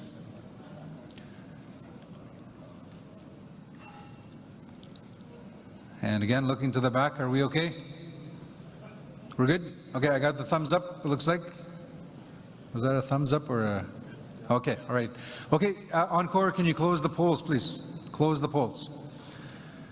Polls are now closed, and the results of the resolution, 100% in favor. Thank you. Consensus. I don't have the actual numbers, but if we're able to get it, if not, we'll come back and report on the numbers. We'll move on to the next resolution. Again, the same theme. This is resolution number 50. It's titled Regional First Nations Child and Family Services Reform Agreements. It is moved by Chief Leroy Denny, who I thought I saw, yes, is present. Seconded by Chief Patricia Bernard. Chief Patricia Bernard, are you in the room? I just need to confirm that you are here. She is online. Is Chief Bernard online?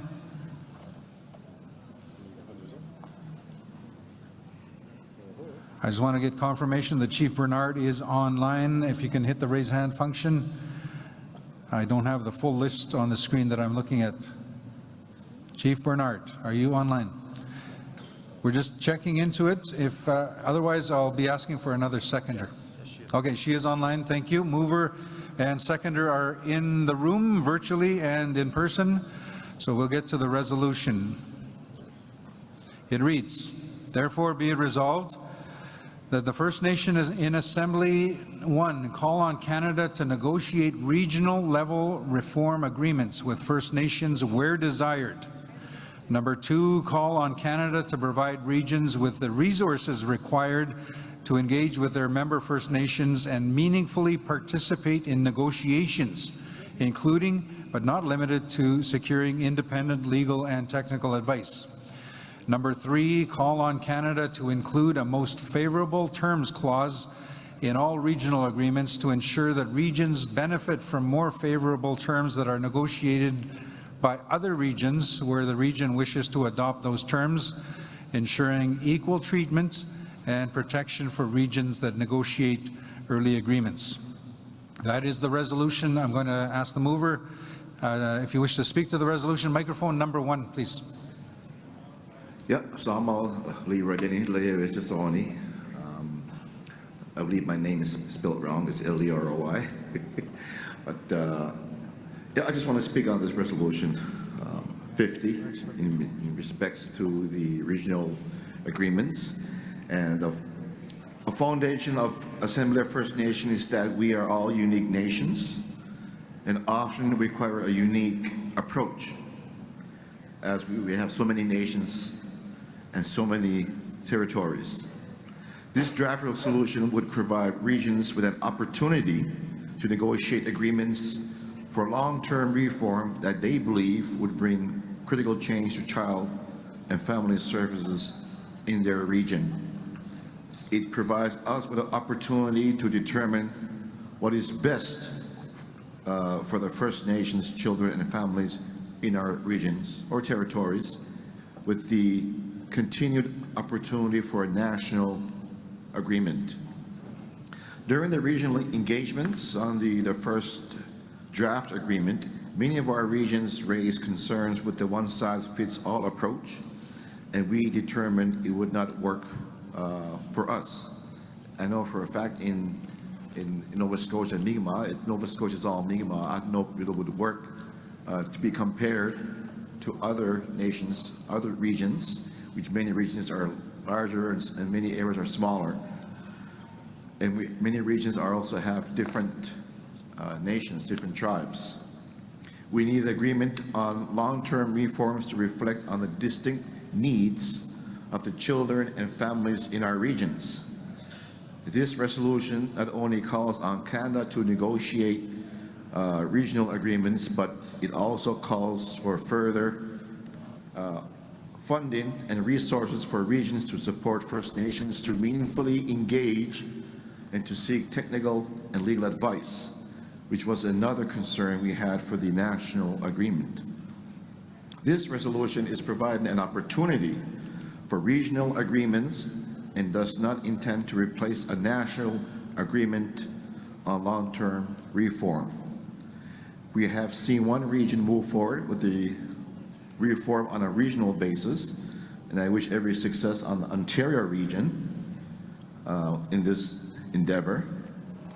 The recent ruling from the Canadian Human Rights Tribunal was clear. The Ontario agreement should not determine the pathway or content of national reforms or vice versa.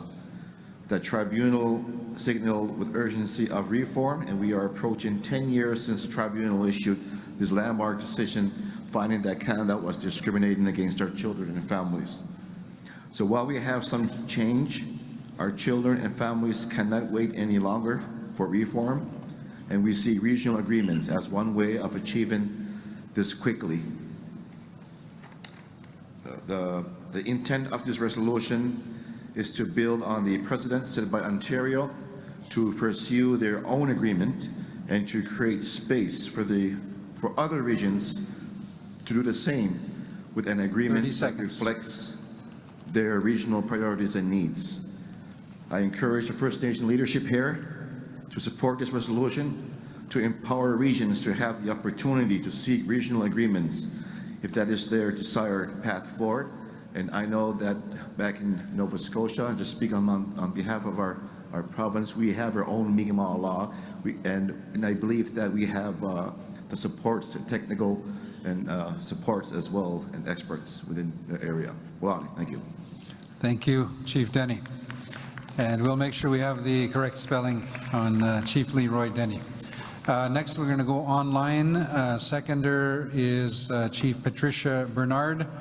Encore, if I can have Chief Bernard up on the screen, please, and unmute it. Chief Bernard, if you'd like to speak to the resolution.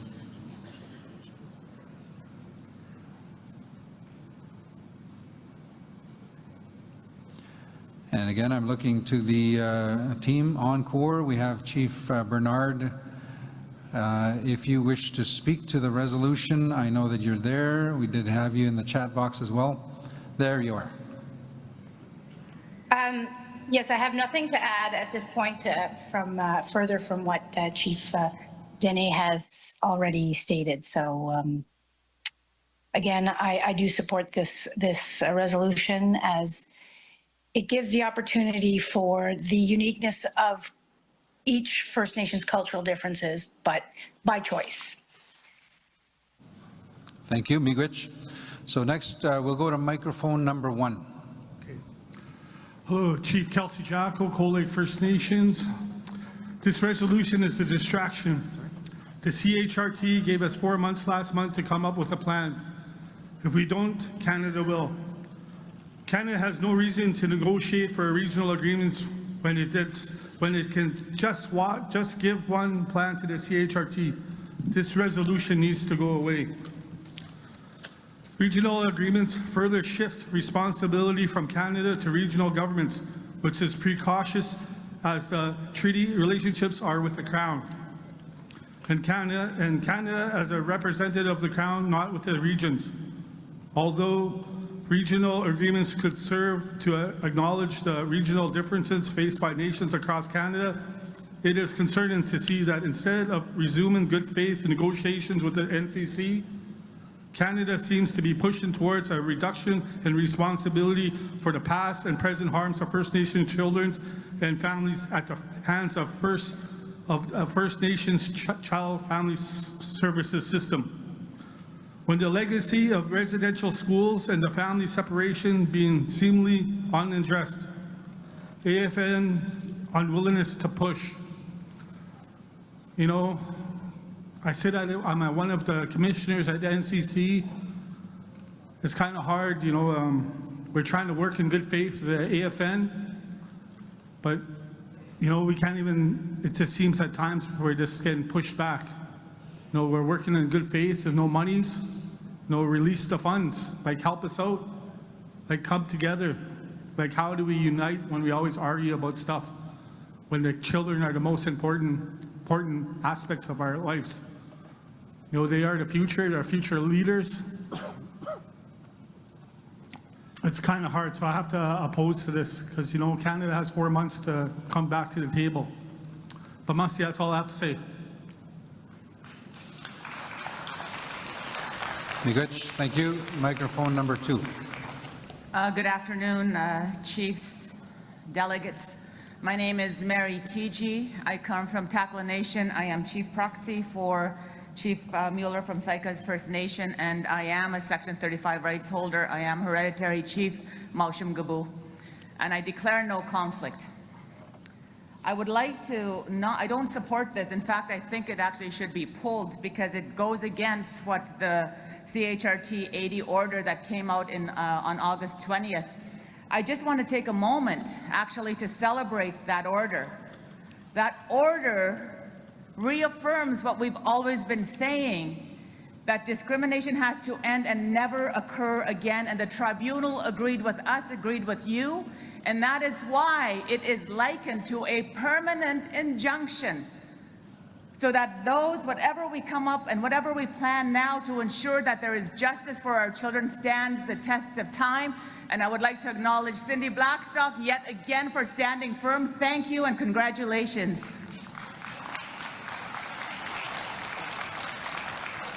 I want to be clear.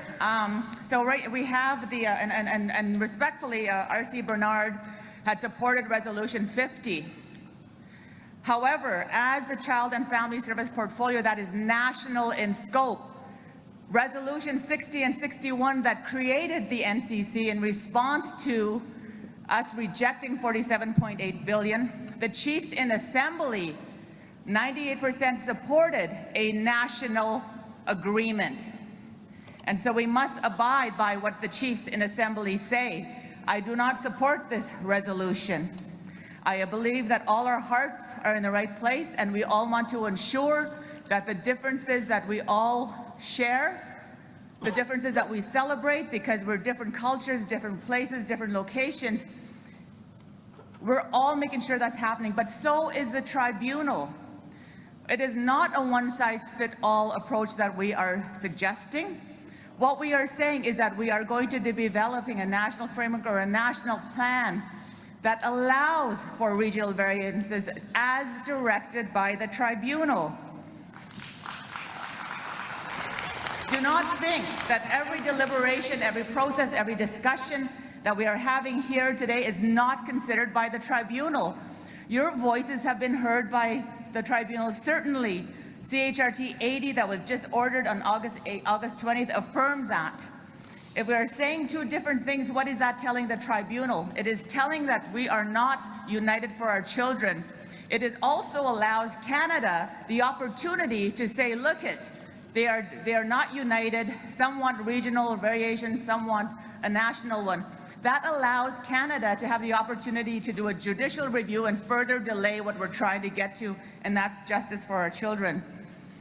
We want to ensure that we are supporting what is ordered by the tribunal to develop a national plan while allowing for these regional differences. The CHRT Order 80 acknowledged that the Caring Society is ready to move. It acknowledged that the NCC is ready to move and to move ahead with the national plan. So I want to solidify today that the AFN and the Chiefs in Assembly are ready to move forward united. The Caring Society and the AFN started this journey together. Let's finish it together, united, Masai. Thank you, Miigwech. I see no hands raised online, so I'll come back to microphone number 1. Go ahead.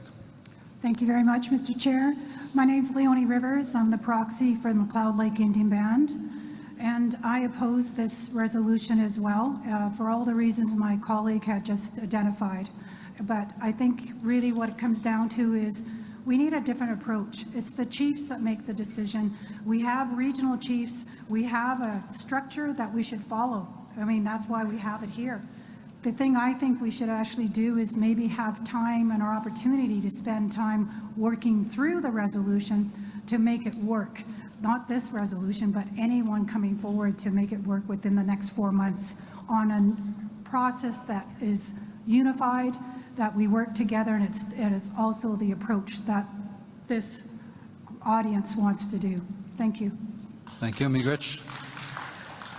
Next, I'll go to microphone number 2. Just a point of clarity, I don't understand why Chief Denny's got to get permission from the AFN to pursue a regional agreement. I don't think anybody's locked into that process, or are they? So could somebody clarify that, please? So Chief Denny is standing by. I think what we were going to do is, after hearing all the questions, we would go to Chief Denny. And then the second part was, I understand that $8.5 million is needed to do this work. Where is that money going to come from if Canada says no? Are the lawyers going to continue working for free?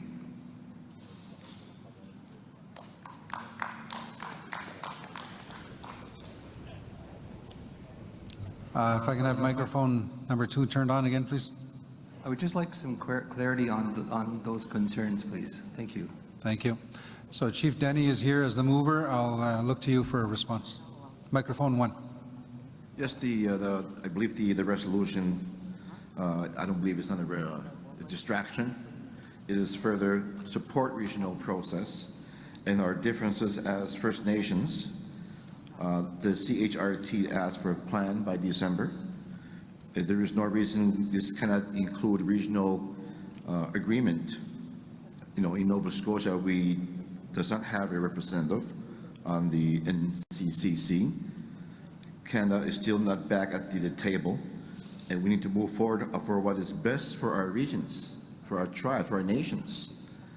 And that's very concerning to me and for our territory, for our area. And I guess to move forward for what is best for our regions. So why is the NCCC stopping us from doing that?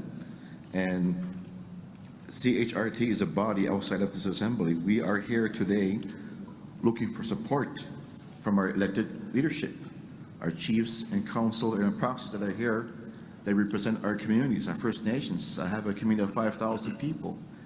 and we've been dealing with so many issues. Children, we need, this is an everyday thing.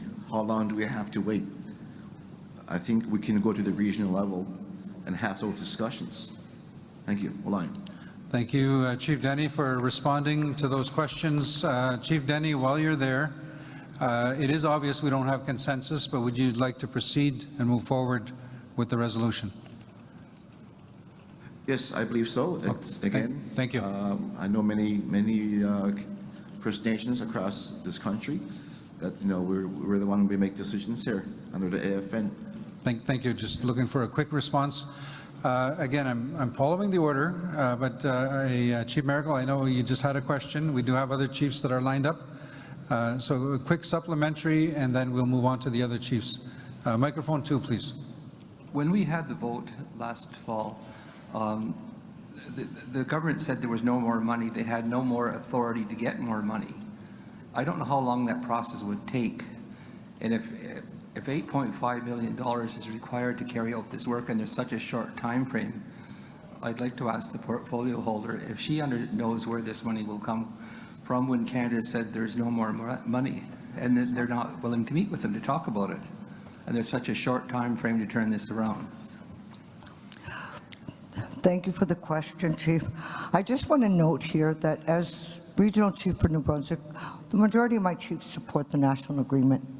But I, as a portfolio holder, I am a national, I work at the AFN level nationally. And if regions wish to do regional agreements, so be it. I'm not here to support or not support a resolution. I'm here to work on behalf of the whole nation under this portfolio. So it's hard at this point because I know that a lot of First Nations in my community may support a national, but there are others that want a regional. And who are we at the national, at the AFN or the National Chiefs Committee to deny the fact that those who wish to do so should do so? Now, in regards to the funding, we worked to prepare a budget and submitted it to Canada for $8.9 million. And I'm going to tell you right now, I've never seen Canada hand out any money if they're not even at the table for a national agreement. So if we don't get Canada to say yes and come to the table, the money will not flow. I really truly believe that, and that's only my opinion, but I'm hoping that we can get Canada to say yes to the national agreement. But in the interim, what is preventing, like Ontario, for the regions to do it on their own and get that expertise so that it can be done in a timely fashion? I'm here for the sake of our children, and it should be done soon. And if we're going to be here in the next 3 years before a national agreement is implemented, that's not fair to our children. And I'm at the point I don't even know. I'm sorry to say, you want to push out dirty laundry? I may not even be the portfolio holder. I'm being jabbed at left and right here, and I've had enough of it. And for a chief to assume that I'm supporting a resolution like as if it's me, that's not fair. And this is not the first time in the last 3 days. And I don't know how long I'm going to do this for. I must speak to the national chief, and if you want Canada to know, we're trying to be on the same page, but I'm being picked at, and I've had enough.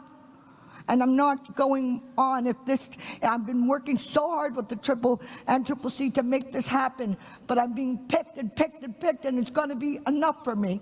And I'm just trying to do what's best for the whole. I'm not here for the CCC. I'm here and not here for New Brunswick. I'm here for all the children in Canada. And if a region wishes to have an agreement that may be settled in 2 years instead of 5, let them do it. And that's why I'm okay with this agreement. But it's not me supporting it or not, it's you, chiefs. So you guys make the decision whether this resolution passes or not. And the funding, I've never seen where Canada is going to give you money if they're not even at the national table. And we don't have that agreement. It was mentioned earlier by the two representations up here that Canada is not at the table. So what do you do? Let everybody wait?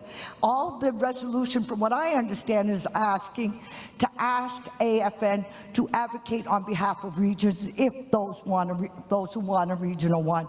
With, I think I heard something about a favorable clause, and that has happened before, where a region has an agreement, and if somebody in the other region has something better, that they can opt into that agreement. So one way or the other, it's going to get done, but for the sake of our children, we should be looking at the timeline. Thank you. Thank you, Regional Chief, for responding to the question. So thank you. I think that was it with the question. So I'm going to follow the same order. I'm going to go online now. I see Chief Casimir. Chief Cheryl Casimir online has your hand raised. I thought you were in the room, but I guess you're online. If I can have Encore put up Chief Casimir, please. Go ahead. I see you're still muted. So there we go. Thank you, Mr. Chair. I'm trying to fix my video and it's not allowing me to show. Oh, there we go. Okay. Thank you. Good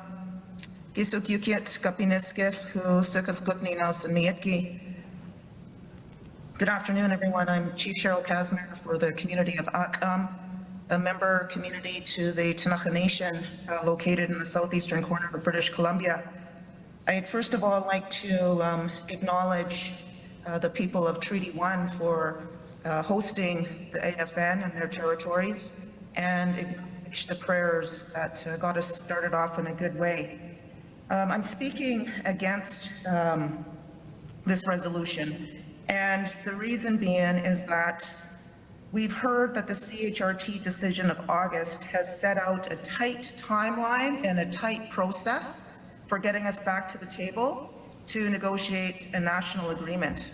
We have up until December 20th to be able to complete that work. I am not in support of any further delays. I haven't seen, to be honest, much change that has happened since the no vote that took place last October, other than continued delays and continued uncertainty about what is going to actually be on the table to deal with the long-term reform for our children. There is an opportunity for regional engagement from what I heard in the discussions earlier that would allow for regions to be able to put forward their specific interests, their specific concerns, their specific priorities that are important to them as regions, and that will be included, from what I understand, in the overall agreement when we get to that. I also want to clarify that the NC or NCCC, when it was first established as a result of Resolution 6061, that it was open to every region to identify a representative to sit at that table and to help guide the work towards getting us back on track to negotiating a national agreement. So for nations to say that they don't have representation there, that onus and responsibility is on you. There were many call-outs that were put out to try to solicit and engage full representations from all of the regions across the country to work in unity in terms of determining how we're going to move forward with a final agreement. So, Mr. Chair, in closing, I just want to say that I think that the information that we need to make an informed decision lies before us. It was shared with us in the panel discussion that was just before the resolution, and it provides us with all of the information we need to make that decision. We have up until December 20th. We cannot afford any more delays. So I call on my brothers and sisters, my colleagues, to make the right decision and to vote down this resolution. Thank you. Thank you very much, Chief Casimir, joining us online.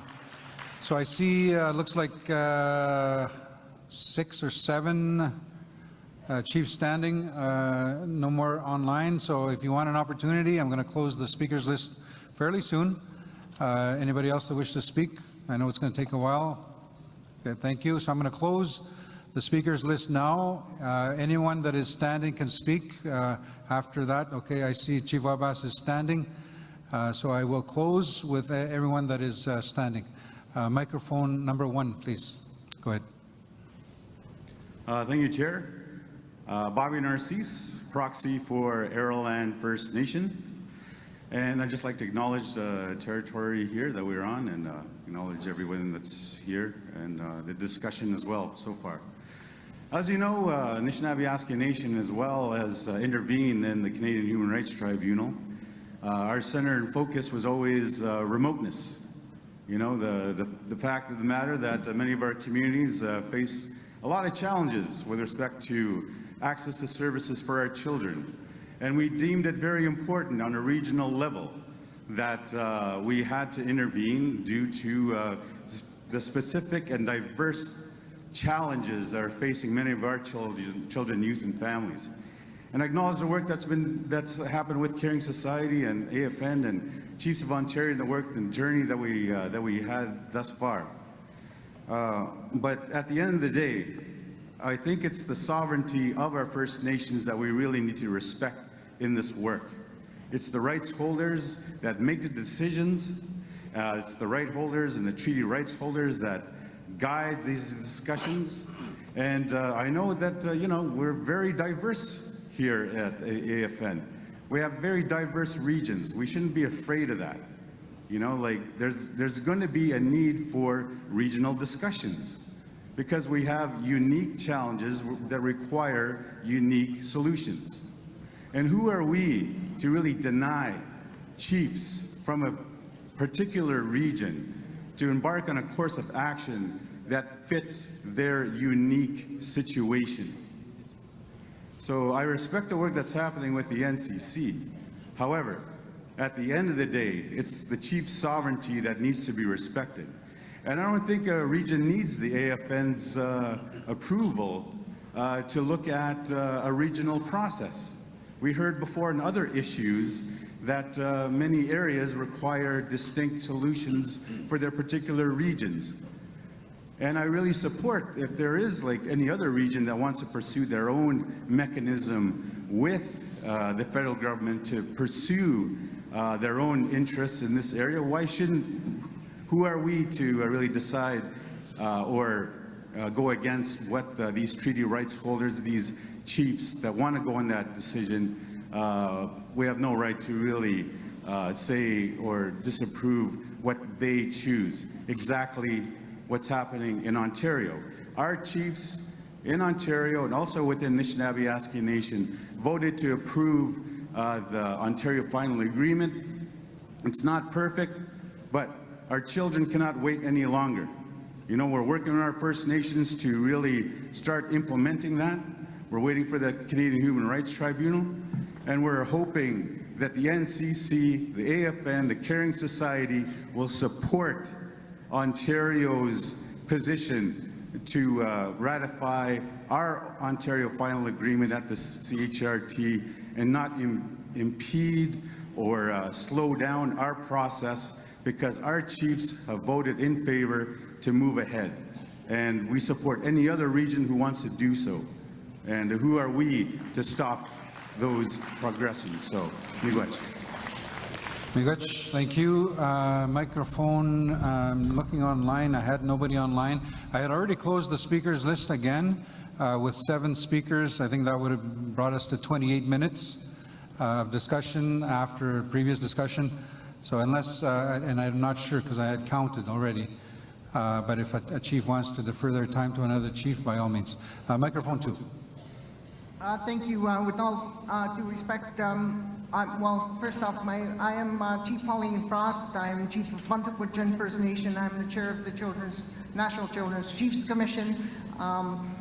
With all due respect, I don't know, this is not an Ontario. Ontario has its agreement. This is an agreement about the rest of the country for those of us that have yet to solidify an agreement on our children. So I question, why is it that they have why are they weighing into the conversation? They have an agreement. But I do want to say some things with respect to resolution number 80.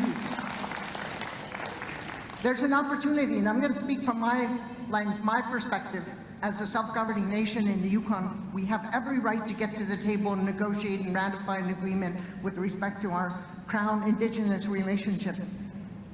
We think about our unique circumstances, price, population, remoteness, unique circumstances, cultural perspectives. We think about that from every one of our regions. Elements of the agreement speaks about the opportunity to have that discussion in the future. So I want to just highlight that, but the question keeps coming up, where is the money coming from? Well, I can tell you right now with all certainty, every commissioner, every technical advisor, every legal team at the table has not received a penny. And we will continue to do this work, and we have 4 months. And I can assure you, we will get it done. And we are committed to get this work done within the 4-month time period. And I ask you all as chiefs to please vote this down. Let us get the work done. You've given us a mandate. We will do the work that you required us to do. We are united, and we're going to work together. I just encourage you to vote against this resolution. Let us get the work done. In 4 months' time, we will come back and we will report back to you at your December assembly, hopefully with some good news and some progressive resolutions around an initiative that you will be pleased with. We've done the work. We will continue to commit to doing that. Merci. Thank you. Microphone number 1. Yep, Samo Liradeni, Sizani. Just want to make a clarification that our Regional Chief, Joanne Bernard, did not support or push this. I know this is coming from me, myself, and from our region, with our chiefs, and I know I was pulled everywhere by lawyers and everybody. It's really important that the autonomy of our leadership here in this room, the chiefs, we know best of our own communities, of our own nations. We do, and I speak for that. Even as for our regions, we know the issues, and there's so many things that our chiefs and councils and many of our experts we have within our communities fixing and trying to heal our communities. What was did wrong to us. We're trying to fix that intergenerational traumas within our communities. We're trying to fix try to heal. That's what we're focusing on, prevention, healing, to end that intergenerational trauma. As a region, if we have opportunity, I would make sure that we end the multi-generational discriminations done to our country. That will be number 1 priority, to end that multi-generational discrimination. And there's so many issues that we have, and very different from other regions, other provinces, and other territories. We are very different. We are very organized back home. We have so many other agreements and negotiations that are happening that works for us in terms of governance by our own law. We have our own law, and we don't have a seat here at the NCCC. So I just wanted to make that clarification and to support that. This is our leadership coming from us. The chiefs and council know best of our communities. We were voted in to represent our communities and trust us. The people trust in us to speak on their behalf, because we have children and families that are suffering back home, and managing poverty is very, very difficult. And this is very important that we come to our regions, an opportunity. And again, it should be up to the leadership. If it doesn't go through, fine. We'll continue forward. And I respect our colleagues here. Joanne, our former national chief, regional chief now, Joanne. Let's respect each other, our colleagues here.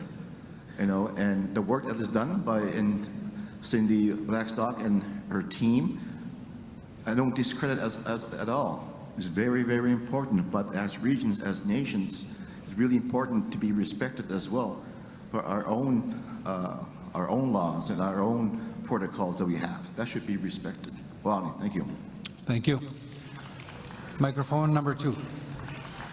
Thank you. Again, Mary T.G., Chief Proxy. I just wanted to be very clear. We have 4 months to do this work. The Chief from Ontario talked about the $8.2 million budget. We had submitted a budget. Of course, we didn't. There was not enough funding. However, 4 months is not very long. We definitely need to get the work done. I just want to be very clear that even though it says 4 months, the work has already begun, and we're ready to go. The NCCC and the technicians have been working diligently since the day after the resolution was passed. I'll tell you how quickly we the technicians worked with NCC. The very next day at 7 o'clock Pacific Standard Time, an agenda and a draft work plan was already laid out based on the resolution 60 and 61. Within the 2 weeks, there was a meeting with all the national technicians coming together. And since then, there's been at least one meeting a month or a week, sometimes two, and on weekends. And that work is already built on what the work has been done already by the National Advisory Committee for Child and Family Service Long-Term Reform. What are we responding to? What happened? Where was the discrimination? The discrimination was the funding, the flawed funding model of 20-1. So the work that was done by the Institute of Fiscal Studies and Democracy to end that discrimination fiscally, the research that was done was from sea to shining sea. It was from every province, remote, everywhere. That's the work. And so we had to come up with a new funding framework. So that work has been ongoing. And so in the order, it says that the Caring Society is ready. The NCC says they're ready. They are ready to go. So 4 months. So I think very clearly in the orders, there's certain criteria that has to be met within the national plan. It has to be First Nation centered and respectful of their distinct needs and perspectives, be culturally appropriate, respect substantive equality. Who are we to say that one child in one province and another child in another province doesn't deserve substantive equality, or one should get more or one should get less? We are not the creator. We are not anybody to say that. So in this, very clearly, reflect the best interests of the child through an Indigenous lens and respect the specific needs of First Nations children and families. And that is ordered, so the national plan will incorporate all those regional perspectives. I just want to acknowledge the work of all the technicians, acknowledge the many, many years of the work from the NAC, the Institute of Fiscal Studies Democracy, the staff at the Caring Society, the technical staff from the AFN. You know, in the early days, it was led by Stephanie Wellman and that team. Work has already been done, so we're ready to get this done in 4 months. What we don't need is any divisiveness. We need to be united and stand together and bring it home. Thank you. Thank you. Microphone number 1. Chairman, Chief Archie Wabas, One Lake First Nation. I'm not going to use all my time. I just want to say that we're dealing with children here across Canada, and they need help, and we need to get our act together. I think we need to decide. We need to decide on this resolution. To me, it's a recommendation. It's a recommendation to the chiefs to look into regional framework, regional arrangements with Canada. If that's the recommendation, like, this is what we did in Chiefs of Ontario. We have this regional agreement, and you guys can negotiate your own regional agreement based on your PTOs and the communities' aspirations and needs. You know, I think it's time to decide on this resolution. So I call for question. I'm not the only one that's going to vote for this. You know, there's 200 chiefs here that need to or that are waiting for a vote. So I call this. I think it's time to vote on this resolution. I call question. Thank you, Chief Wabas. Of course, as co-chairs, we take that under advisement. We do have 2 more speakers, though, and then the speakers list is closed. So microphone 2. Good afternoon, everyone. I acknowledge the land that we are on, as well as the elders, the veterans. That's why we're here with the knowledge keepers and the ones that have gone to war to sacrifice for the children that we're talking about today. So I am the Chief of Cowes First Nation, Treaty 4 territory. I'm also the Saskatchewan representative for the NCCC. I'm here to say that we have done considerable work. We feel that we support everybody in what they feel is best for their children. Now, I'm going to say this from a Cowes perspective. we have over 4,700 citizens, but not all live in Cowes, not all live in Saskatchewan. It's across, we have members and citizens across this country. As the Saskatchewan representative, I've been given permission to say that we do not support resolution number 50, that we will vote as Saskatchewan Chiefs against this resolution because our children deserve and respecting, I'm a rights holder, respecting the sovereignty of every First Nation, yes, but together we are stronger. Together we need to do this. Already, many of us with Canada have had to sign NDRs and we're told that we cannot speak about certain aspects of our agreements. They want us to be separate. They want us to be divided. When we work together as regions, when we work together with our children in front of us, that is the best way. And myself as Chief of Cowes First Nation, I feel that if I have a little child, a citizen, whether it's Nova Scotia, whether it's BC, Yukon, Northwest Territories, that I will have the faith that we have done the best work together. Thank you very much. Miigwech, Naskman. Microphone 2.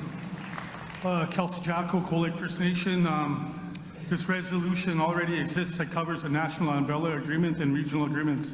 Also, FYI, Nova Scotia already appointed somebody to the NCC, Chief Blackstock and Chief Robinson. $8.5 billion is them lifting the NCC budget numbers. Reminder that the CHRT will impose a solution in December if we don't submit a plan. We don't need to convince Canada to come back to the table. This resolution is a waste of time. And I apologize, Ms. Bernard, I feel for her. I hope we're still friends, but you all have in your packages the letter R.C. Bernard sent to the chiefs in her region asking for support for Resolution 50. So I have to oppose this, It's kind of hard talking about unity when we're all divided at the table. A lot of chiefs already went home. Where there's 634 nations across Canada, but only about a handful are voting on this resolution. Doesn't make fair. So if we don't do nothing at the NCC table, Canada's going to come back and do something. But I have to oppose this resolution. I apologize again to Ms. Bernard. We can agree to disagree, but sometimes some things have to be said. So I apologize to you, Ms. Bernard, wherever you are. But thank you, Masi.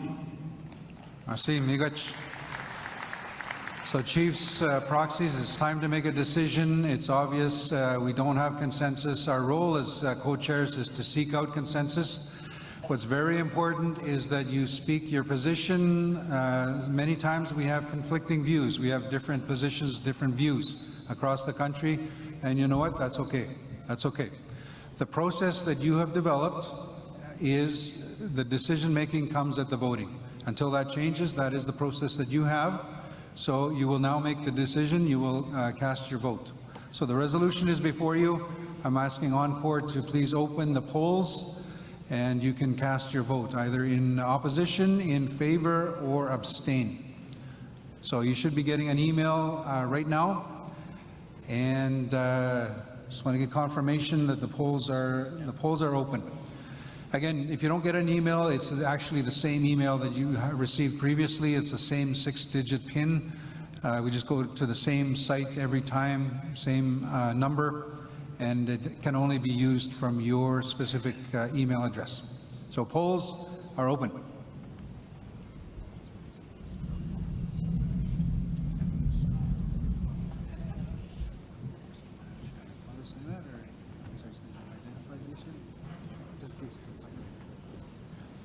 I've just been advised and reminded that we did have an issue previously. That issue has been identified and corrected, so we should not have that problem. In fact, I see many votes have already come in. We've had over 100 already. So that technical challenge has been resolved. Also, while we are doing that, I need to make a two announcements. Number one, if you're parked on York Street, just outside between the two buildings, either this building and maybe the hotel, but if you're on York Street, they're going to tow the vehicles within 10 minutes. So if you are parked on York Street, you better go move your vehicle, but make sure you come right back. We got more resolutions. The other thing is another very important part of what we're going through. The last resolution, resolution number 49, we announced and we put up on the screen a slide showing the results. Now, what we found out is that it rounds up the number. So the vote was actually 99.5% in favor, and there was a 0.5 against. There was one vote against and 221 in favor of the resolution. So moving forward, what we are going to do is we are going to have the actual numbers put up on the screen so that you can get the numbers rather than the percentage. The reason we use the percentage, of course, is we need the 60% threshold.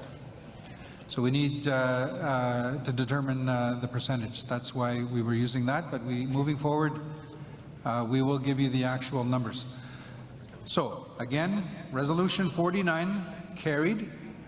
There were 221 for and 1 against. I just wanted to clarify that. We've got well over 200 votes already, and we've just been over 2 minutes. We'll keep going. Make sure everybody is able to log in and cast your vote.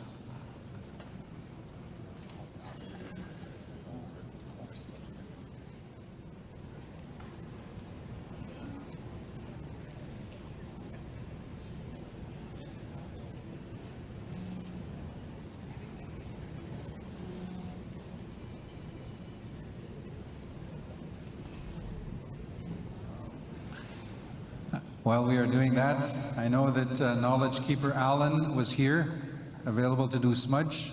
Are you here? Oh, yeah, right there, Miigwech, right in front of me. So Knowledge Keeper Alan is here. If you require a smudge, he is here and available to do that. Again, sometimes we have very heavy discussions, very powerful, emotional discussions, especially when we're dealing with children, and that's what we're hearing. And again, it's important to express your views, express your opinions, but in a respectful way. We respect each other. That is our tradition, that is our teaching. But ultimately, at the end of the day, we do make a decision, and that's the decision that's been taken collectively and that we move forward with. So, miigwech for that. Again, miigwech to Knowledge Keeper Alan for being available for the smudge. If you want to come up, actually, Umana, yeah, Mabija. Yeah. We're just tallying up the results, still going. Votes looks like still coming in. Anybody else in the room have an issue? Technical challenges? Raise your hand. I think we're okay in the room. Online, okay, very good. So with that, I'll give it 5 more seconds. And I'm going to ask now Encore if you can close the polls, please. Encore, close the polls. Polls are closed. I do have the results here now. It's usually fairly quickly. And once I have the results here, I will announce them. And then we will put them up on the screen. So we do have a percentage and numbers. So Encore, can you please put those up on the screen? So the resolution before you, voting in favor of the resolution 54, opposed 153, 11 abstentions. So the resolution is defeated. The resolution is not carried. Thank you very much. We've got quite a few more resolutions. Maybe I'll do one more quick one, and then I'll pass it on to my colleagues for the next one. So we'll move right along to the next resolution. Again, this is the same theme. Resolution, draft resolution number 51. So this is titled Jordan's Principle, straightforward. moved by Chief Pauline Frost. Is Chief Frost in the room? Yes, thank you. Seconded by Chief Erica Boudin. Chief yes, thank you. The mover and seconder are here. So I'll get right into the resolution. It reads, oh, I thought it was a quick one. It's a two-pager, three-pager. It reads, therefore be it resolved that the First Nations and Assembly, 1, call on Canada to immediately and fully comply with the Tribunal's orders on Jordan's Principle. 2, call on Canada to immediately and effectively address its non-compliance and the Jordan's Principle backing in particular, including the following measures. A, affirm that urgent requests include First Nations children experiencing irremediable or life-altering harm, including the death of a caregiver, biological parent, or sibling, and requests from children impacted by a state of emergency. B, call on Canada to modernize its Jordan's Principle application, contact mechanisms, and case management systems, and revise the National Call Center calling tree and all other contact mechanisms to ensure that requesters can easily indicate that their request is or has become urgent, and that all contact mechanisms are sufficiently staffed with employees who have authority to review and determine urgent requests during and after business hours. C, call on Canada to allocate sufficient trained staff in each ISC region and nationally who are responsible for managing urgent requests to ensure that the determinations are made in a manner consistent with the Tribunal's orders. D, call on Canada to contact all requesters in the backlog and urge all requesters with urgent or time-sensitive requests, including those with requests that have become urgent over time, to contact specific personnel who will determine the requests without further delay. E, call on Canada to apply an amnesty approach to all requests in the backlog and report back with timelines for when the backlog requests and reimbursements will be resolved. F, call on Canada to adopt and adhere to a 15 calendar day payment standard for service providers and a 5-day calendar payment standard for reimbursements to children and families. G, call on Canada to provide practical solutions to address payment delays, including methods for emergency payments, an automated process that presumptively approves all requests under $500 with a recommendation from a professional or a supporting letter from an elder knowledge keeper, expansion of the use of acquisition cards, and payment of any interest or delayed reimbursements for to families and service providers. H, call on Canada to ensure that all First Nations and First Nation organizations that have taken on the delivery of Jordan's Principle are funded at the actual cost for activities related to Jordan's Principle delivery.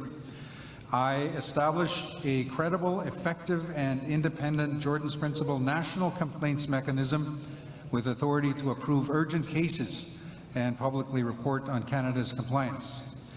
J, call on Canada to consult with First Nations to improve ISC data collection on Jordan's Principle to determine why children need to access Jordan's Principle, are those needs for the short, medium, or long term, and the outcomes of Jordan's Principle. Number 3, call on Canada to establish a committee comprised of the parties, experts, and regional technicians to provide oversight and conduct a review of the current CHRT 41 process and make recommendations for improvement. Number 4, call on Canada to repeal the Jordan's Principle Operational Bulletin and cease any implementation activities from it, including retroactive application on those requests currently in the backlog. 5, reject Minister Haidu's February 10, 2025 letter to provincial and territorial governments and affirm that substantive equality is a right owed to First Nations children regardless of where they live. Number 6, call on Canada to retract statements of misuse of Jordan's Principle. And number 7, call on Canada to establish an interdepartmental team of senior public servants and demonstrated expertise and authority in addressing systemic failures to immediately remedy the backlog in consultation with experts, including but not limited to the National Children's Chiefs Commission, technical experts, the National Advisory Committee, and its Jordan's Principal Action Table. First Nations representatives on the Jordan's Principal Operations Committee, First Nations Health, Education and Social Development professionals, and Elders Knowledge Keepers to deal with the immediate and crisis level of non-compliance and Jordan's Principal backlog. So that is the resolution. Mover and seconder are here. I'm going to ask mover and seconder if they wish to address the resolution. You have up to 4 minutes. Microphone number 2. I see there's a discussion happening behind you, but go ahead. Okay, thank you. So I will introduce myself again. I'm Chief Pauline Frost, Chief of Vuntagwitchin First Nation in Oakville, Yukon. So we're essentially gathered here today to have a discussion about the Jordan's Principal, the operations of Jordan Principal. So you heard from Dr. Blackstock, not so far away from here, Jordan River Anderson. She visited the hospital room that Jordan River Anderson occupied. And that, I think, is a legacy that we need to consider when we think about this resolution. We think about moving ahead in the best interests of Jordan, his family, and all the children that are caught in the system right now. So I'm just going to ask, I think there's a lot of chatter going on behind here, and so some of the elders are having a difficult time hearing. So I'm just going to ask folks to kind of move away from the mic. Is that okay? You good? Okay, thank you. So that said, 25 years after the Jordan River Anderson's situation that you're well aware of, Canada continues to prioritize its own interest, not the interest of our children.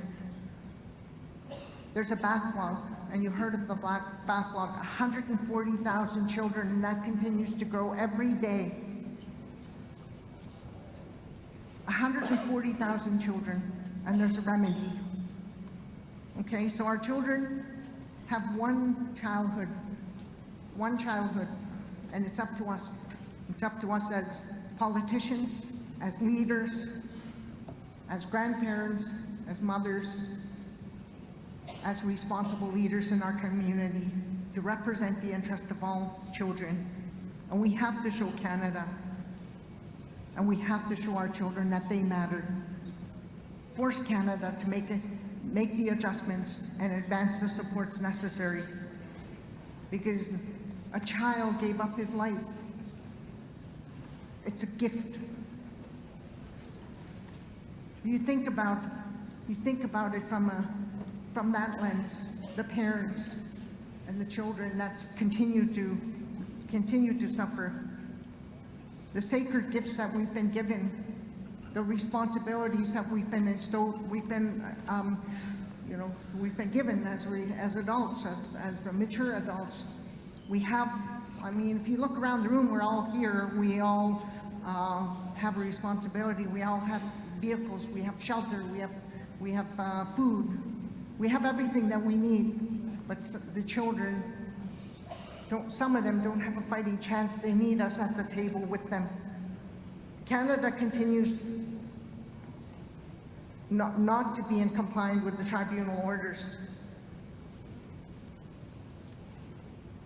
While we leave it to the bureaucracy to resolve this for us, I think not. And I think that was a clear message that we're hearing. Rather than fixing its own operation, Canada continues to blame and put the shoulders on our children, our families, and continues to put that responsibility out on our communities and make the allegations. So I wanted to say that that we are looking to call on Canada senior officials to work with the National Children's Chiefs Commission, regional experts to deal with immediate crises and non-compliance. Canada must immediately withdraw the operational bulletin and to look at finding resolutions. And our message to our children: we love you, we acknowledge you, and your childhood matters to us. And if we want to say continuously, every child matters, and you need to keep delivering that message to Canada, and we need to get the resources, and we need to fund and support the children that are caught in a backlog and that are not supported. That's not acceptable. Merci. Merci. Thank you, Chief Frost. Seconder, Chief Baudin. The seconder, go ahead, microphone number 2. Good afternoon once again. I am Chief Erica Bowden from Cowces First Nation. In Saskatchewan, we have over 10,000 requests that are backlogged in our region. Children can't wait for Canada to work out an intake system. They had years to develop. The only ones suffering are our kids. Many of our children at the local level, they are not receiving what they need because coordinators had to be let go due to that operational bulletin, and that does not follow the CHRT order. I want to speak as a COCUM and it's very emotional to me. My grandson was born with a chromosome deficiency, a deletion, pardon me, and I had to watch my son hold his child in the hospital who lost consciousness and almost died when he was 8 months old. And then I had to be there because my child was there with his child, and I was there as his COCUM and the mom. It is only through Jordan's principle that my 7-year-old grandson is still alive, and he is able to go to school, and he is able to play baseball, be on a team. He is able to do all of the things that a normal or regular or average child could do. He is nonverbal. He is in a wheelchair. He will never live the life of that many of us enjoy. We are all tasked to be the ones to hold these angelic children that have done nothing but just bring joy and goodness into our lives. We need Canada to step up. We need Canada to comply with the CHRT orders. Our children, whether it's myself or my son, we are all connected. And without Jordan's principle, my grandson would be sitting somewhere in some institution, or we would be expected to, my son would be expected to not have a job, and he wouldn't be able to care for his child. So we need to stand together in order for the CHRT orders to be complied with Canada. We need to do better in terms of supporting, we are told that it's being misused. I say it is not being misused. I'm saying there are so many gaps in services that Canada has, as well as our provinces, that they are expecting each other to cover costs that they should be covering themselves. The misuse is not on our end. The misuse is on their end. And our children are there, and we are their voices. Thank you very much. Thank you. Nobody online or at microphone 1, so back to microphone 2. First of all, I want to say thank you for the prayer this morning, and thank you for Treaty 1 for hosting this work that we're doing here.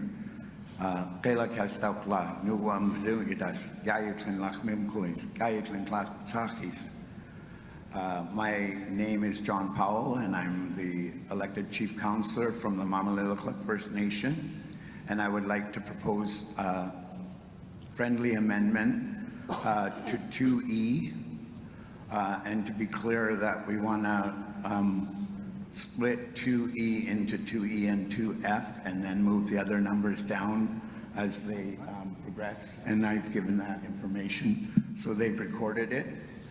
The amendment to 2E is call on Canada to triage all backlog requests for urgency.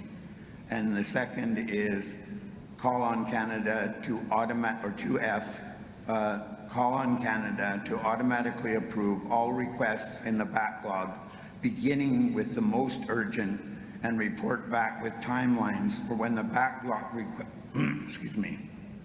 for when the backlogged requests and reimbursements will be resolved. And I've already given those amendments to your recorder here. Thank you. Can I have Encore scroll down? There we go. So I'm having problems reading the amendment on my screen, so I'm going to look to the screen that you will see up front. So if you can please stand by, I just want to make sure we got this right. So we now have 2E. So the addition would be call on Canada to triage all backlogged requests for urgency. And then F would be call on Canada to automatically approve all requests in the backlog, beginning with the most urgent, and report back with timelines for when the backlogged requests and reimbursements will be resolved. Is that the requested addition? Okay, mover, are you okay with it? Seconder? Okay, very good. Microphone 2.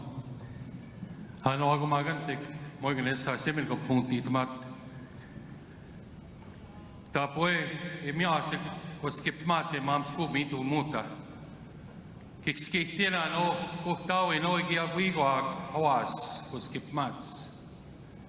Mina kikskitira no igo iksewata toa onigiga mau eo kakyo na isino ganakato ke toas. Ego tan sa kakisitos ka tan sa kakis kanawimit hawas. Maga tepya epekis kasigi mo ano magantik. Residential school pension away go pe mom school chakatik. 60 school pinek ka pe mom school chakatik. Ano chaga Jordan's principal mo gaso to CHRT mom school chakatik.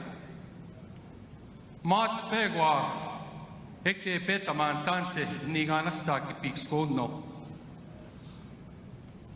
Igo kitawam no iaga me mo te pe maskamgwag e pe utna ki pik school no te pia sunyao e guainata e pniga nastagan sunyao kagi mamit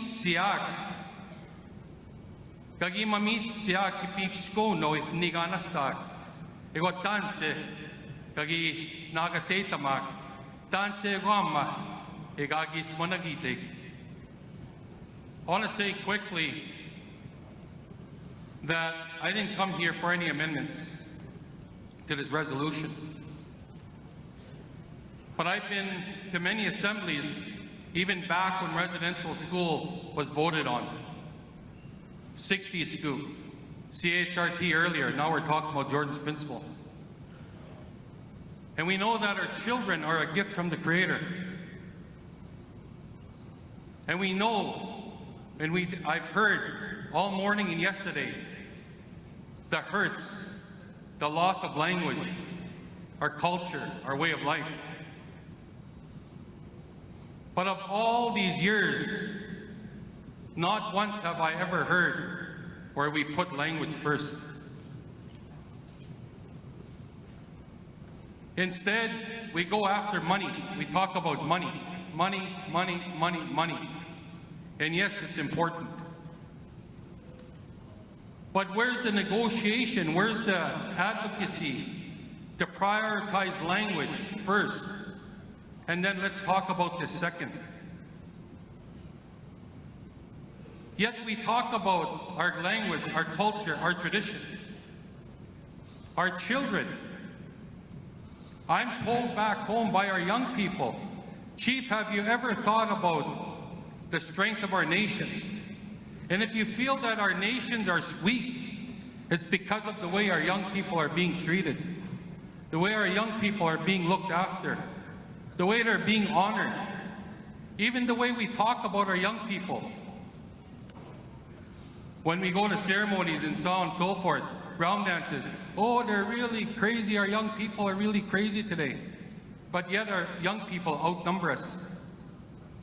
So if we truly believe in the well-being of our young people, let's go back to our language. Let's go back to honoring them. Let's go back to respecting them. And let's pass this resolution. Thank you. Miguel. I see nobody else in the room. I'm just checking online, nobody online. So with that, We will call for question, and we'll open up the votes. Encore, can you please open the polls? So we will now go to voting, and it looks like are they open? Yeah, we're good. Polls are open. You should get an email. If you don't get an email, you can also use the previous email. It takes you to the same site. Once you figure it out, it actually becomes fairly quickly. It takes you to the same site. You use the same 6-digit number. You cut and paste, and you can save that for all resolutions all day. So the polls are open. You can cast your votes.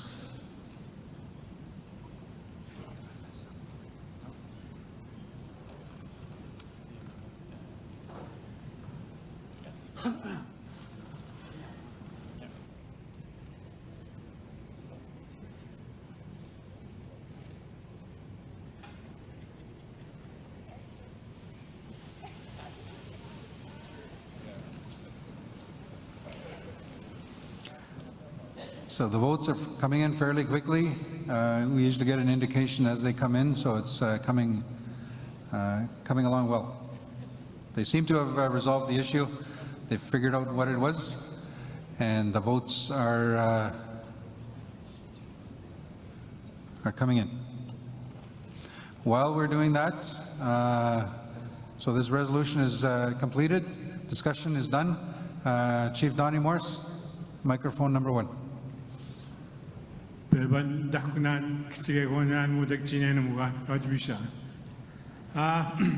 That second generation cutoff to the resolution committee, I would assume that would have been bundled in with these Jordan principle things, because we're talking about children here, kids that will eventually lose their culture, their language.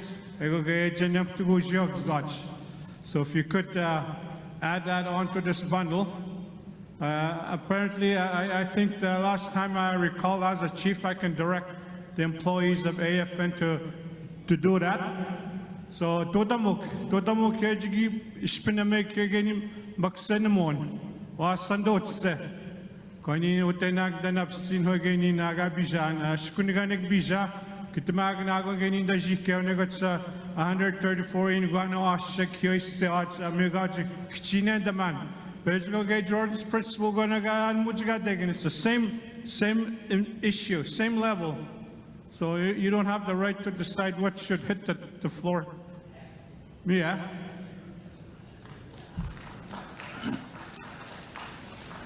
Miigwech Gumakan Donnie Morse Extrenemeximing.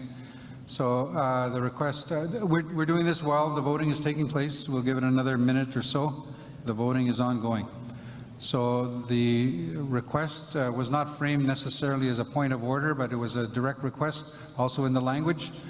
And the request is that why is the second generation cutoff issue not as part of this group of resolutions dealing with youth and children that is just as impactful on the youth and the children. So we'll have a quick huddle. We'll just get some clarification and response. But the polls are still open.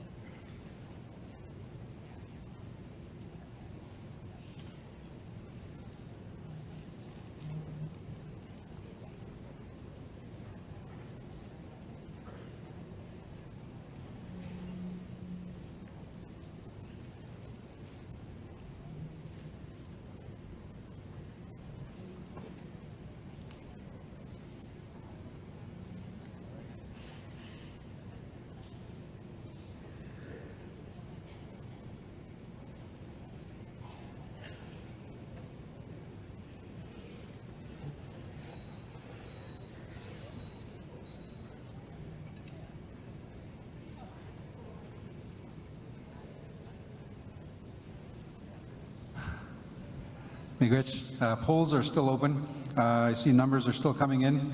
We'll give it a few more seconds. Anybody in the room have any issues voting? No issues. If you do online, just call the number that we previously gave you. So just a response, while the polls are open to the question, just had to consult with the resolutions team, a couple of members and co-chairs just to find out actually what's happening with that resolution. So the resolution that was referred to is actually a late resolution in your rules of procedure that you've given us to follow. There is a deadline for resolutions. If the resolution is late, it becomes a late resolution. So there's a process for late resolution. It has to be reviewed by the resolutions team. And if it goes through the process, including a legal review, and then it hits the floor. But it doesn't hit the floor until after all of the other on-time resolutions.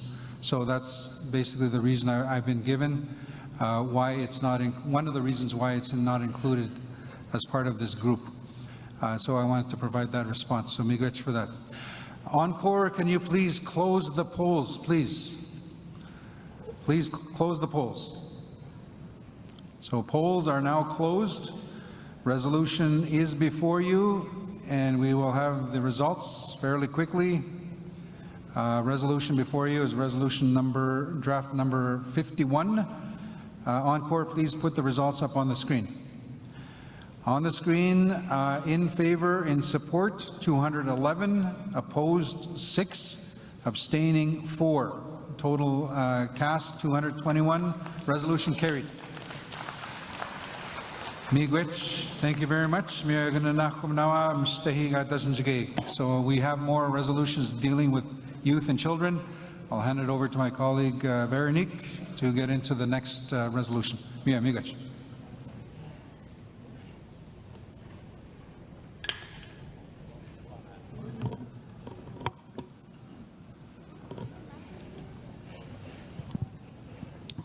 Miigwech Adam. So before we start discussing the last two resolutions on child and family services, I just wanted to take a moment and felt the need to take a moment to say that I'm coming here to moderate the discussions on this important matter in a good spirit and mind. So we will go to draft resolution number 52. The title is Approving Terms of Reference for FNCFS and Jordan's Principal Tables. It is moved by Chief Pauline Frost from Vuntut Gwitchin First Nation in Yukon, and it is seconded by Chief Vicky Chief from Témiscamingue First Nation in Quebec. Je vais lire aussi le titre en français pour nos collègues chefs qui... Titled in French. So the title of this resolution is the approval of approving terms of reference on the FNCFS and Jordan's Principles Table, moved by Chief Pauline Frost in Yukon, seconded by Chief Vicky Chief of Témiscamingue in Québec. Donc, je vais lire. Est-ce que nous avons le proposeur et la coproposeur? Merci. Donc, je vais lire pour ces motifs.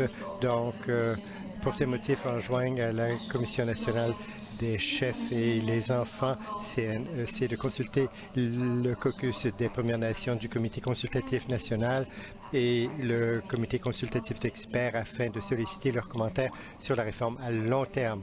Je vais le lire en français aussi, un petit moment. On the left, yeah. Donc,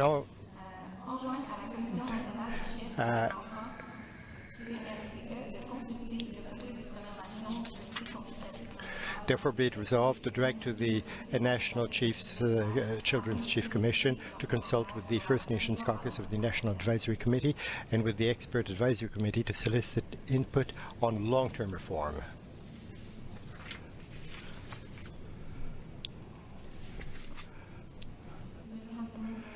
Est-ce que le proposeur est prêt à parler? Microphone numéro 2. Chief Pauline Frost, Wet'suwet'en First Nation. With reference to resolution number 52, last October, by way of resolution 60 and 61, the First Nations in the Assembly established the National Children's Chiefs Commission to oversee and provide strategic action in relation to long-term reform. In December, you passed another resolution, number 89, providing a framework for the terms of reference for the Commission and negotiating team, and approved in principle our terms of reference and directed us to come back to the Chiefs in Assembly for final approval on the Commission's amended terms of reference. So we're here today essentially to do that. The resolution is intended to fulfill the directive. It brings the amended terms of reference back to the Chiefs in Assembly for formal approval, ensuring that the mandate of the Commission and the negotiating team are grounded in the First Nations authority and direction. While the resolution package included an incorrect link, the correct terms of reference are fully available on the Commissioner's website, and you would have all received this card on your tables. There's a QR code on there. It was provided throughout the room. I encourage you to go on that site. You'll find the terms of reference. Further, this resolution seeks clear direction from the Commission to formally consult with the National Children's Chief Commission and the Expert Advisory Committee to ensure the process continues to be evidence-informed, community-driven, and rooted in First Nations jurisdiction. The resolution, along with previous direction provided by the First Nations in Assembly, lay the foundation on how the Commission and the negotiating team will carry out their responsibilities. It is the framework for action grounded in the direction of the Assembly as we work to ensure elimination of discrimination against our children and their families. We are seeking your support today to confirm the terms of reference, to authorize further consultation, and to ensure work of the Commission continues with the full backing of this Assembly and is guided by the principles of the First Nations governance, accountability, and care for our children. So I'm going to encourage you all again to go on this, use this QR code if you want to go to the details of the terms of reference. It will give you, it'll lay it out for you, and we are obligated, as you've mandated us, to come back here and provide you with the terms of reference. Masi.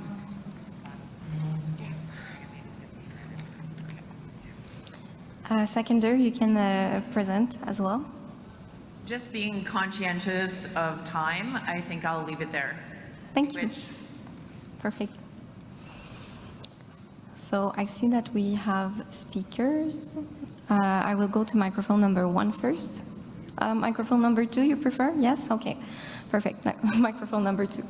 A friendly amendment, we actually need to add the wording to provide approval of the terms of reference for the National Children's Chief Commission and its negotiating team as provided to the Chiefs in Assembly.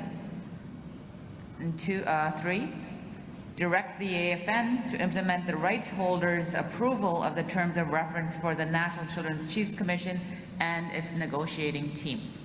Those 2 amendments. Thank you for the proposed amendments. We'll wait for the resolution team to have them on the screen. You can stay close, yes.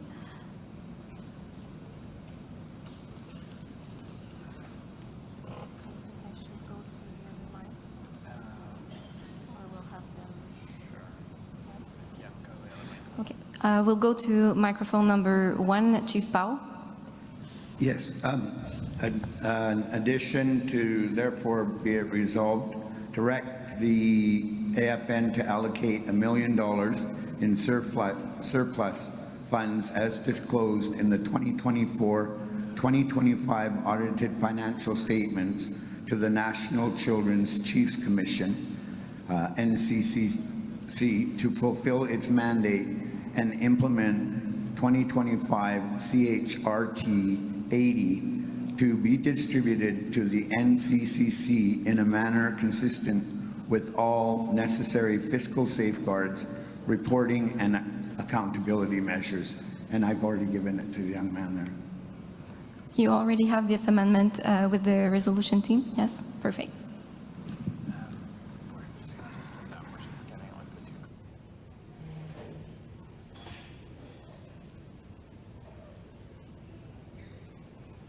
So resolution team needs to take a pause for a moment to just have the time to write all of the resolution, the amendments on the draft resolution. So if there's someone on the speakers list that just has a comment, we can go. No amendment? Okay. Microphone number 1. Chief Kelsey Jacko, Cold Lake First Nations. I want to support the amendment put forward by Chief Powell and explain why it was needed. We submitted an emergency resolution today based off of the information we got from the audit conversation yesterday. It didn't even get reviewed by the regional chiefs. It took two hours for the resolutions committee to say that our request for the nations to direct the unreserved funds to support engagement with the nations wasn't allowed. Apparently the request doesn't meet the accountability measures. No details, just that. The Commission has had a budget in with the AFN in Canada for 6 months. They know how we are going to spend it. We are going to pay back the professionals who have been working their butts off for us for free, and we are going to make sure the nations have the resources to share their voices over the next 4 months. We need to come up with a plan to make history in the largest human rights case in the history of Turtle Island, and we need resources to do it. It feels like I'm talking to Alberta right now instead of my own people. What happens to the nations are in charge, and the AFN does not do what we direct. This is why Alberta hasn't had a regional chief for 6 years. There's no point. The nations are directing AFN. AFN is telling the rights holders what to do. That's how we got the Children's Commission in the first place, because AFN didn't do its job. The NCC had to fight to even be allowed to present to the rights holders and didn't even know if we can do it until Monday. We made sure there was time for questions after presentation, but then no one was allowed to talk to us. I want to hear the voices of right holders. We all do. And if we have to keep working with no resources, it's going to be really hard. We won't give up, but please support the amendment and give us some help. Masi Cho.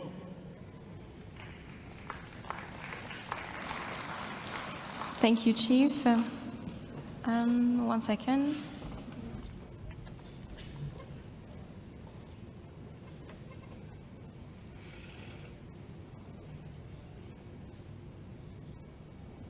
Just making sure we have the amendments ready. Donc, on fait simplement vérifier qu'on a les... We want to check that the amendments are there and can be read by the amendments team.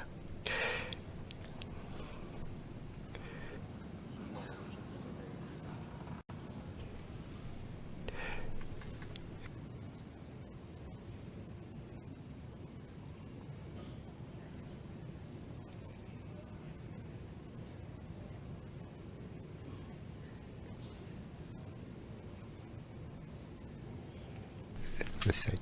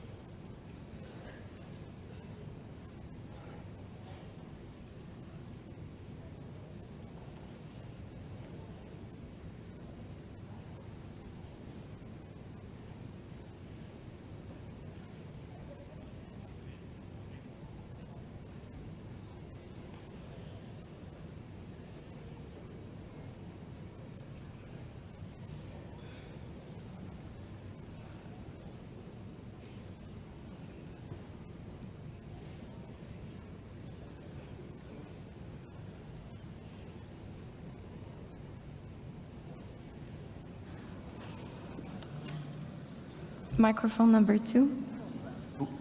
Is it a comment? Just a clarification on this resolution. The title says approving terms of reference for FNCFS and Jordan's principal tables. And in the end, therefore be resolved.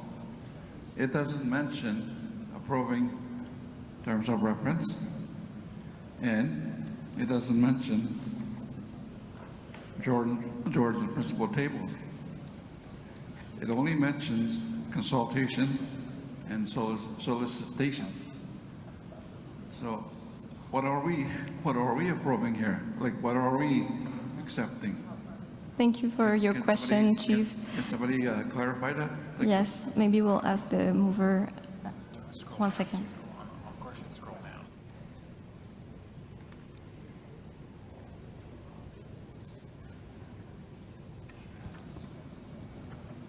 Okay, thank you. Just Before I'm so sorry, Chief.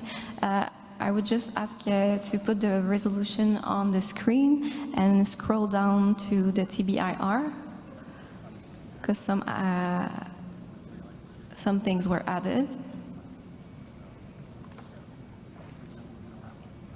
Yes, Chief, I will let you answer the question in the meantime while we get the resolution ready. Okay, thank you. Thank you for that great question. We had originally the terms, that language in the therefore be it resolved, but that was removed from the resolutions committee. So we're in the amendments asking to put it back in. So your point is well taken, but the objective of the amendment is to try to incorporate that back into the resolution.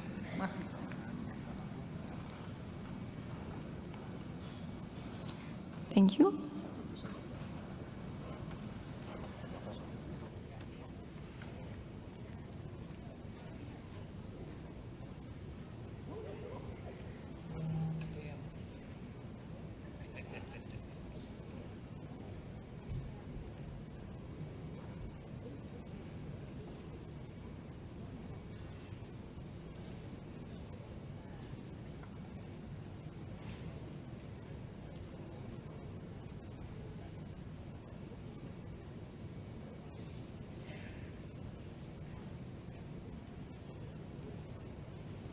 So we have an update on the proposed amendments.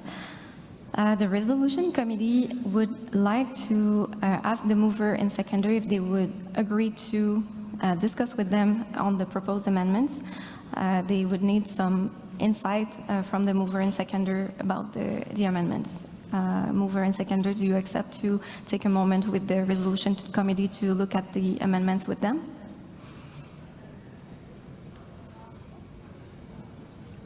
Sure, we can do that, but I think what we want to say is that the amendments, friendly amendments, we're okay with the amendments as they've been presented. So I'm not sure what the debate or the discussion is with respect to the resolutions committee. Okay, so you would prefer to go and read the proposed amendment right now?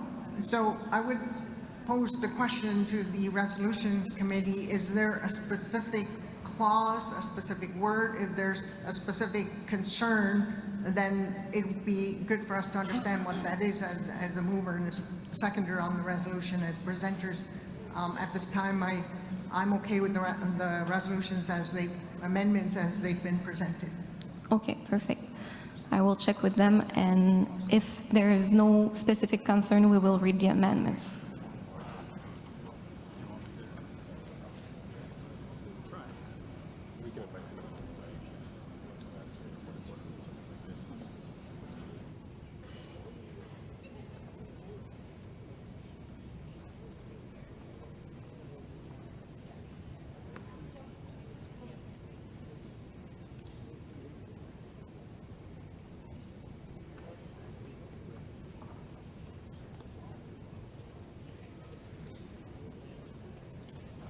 Perfect. So I will invite Mr. Sadik from Resolution Committee to come and clarify the concerns.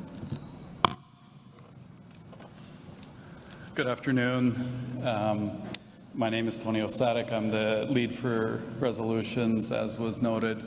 Apologies for this interruption in the context of the resolutions process. The role of the Resolutions Committee is to try to administer the process that you have mandated for us to carry out. And as a part of that, the opportunity to review and ensure compliance of resolutions with the Charter and other considerations that would matter to the Assembly is the role that we play. We try to do that as impartially, as transparently, and as fairly as possible. There's no specific interest in the outcome of one or another resolution in the role that we play.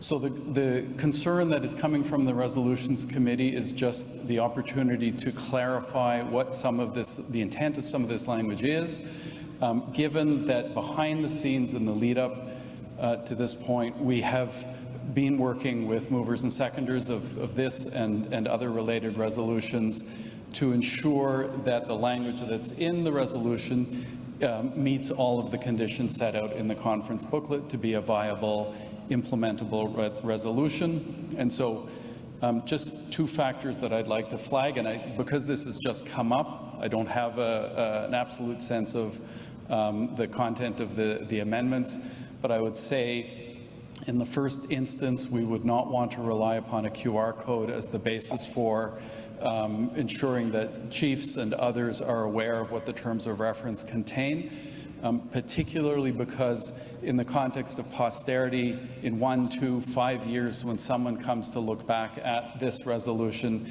there may be reference to a QR code, but there won't be any way to figure out what those terms of reference are. So the possibility of including the terms of reference in the resolution is something that might address that issue. And then just one other point, and I see Chief Frost wants to speak. The issue of the financial allocation is, from an operational standpoint, not implementable. That a resolution, that essentially decisions that are made that are operational to the AFN have to go through the procedures that make the organization accountable, not only here to the Assembly, but also to within the context of the federal laws that we operate under and funding and all of that kind of stuff. Essentially, the idea that decisions about how the organization operates and is administered has to take place in the context of the Secretariat and the business of running a larger organization. So I would prefer that we have this conversation on the side to just clarify the intent of the resolution and the language in there so that we can find something that does work. I'll stop there.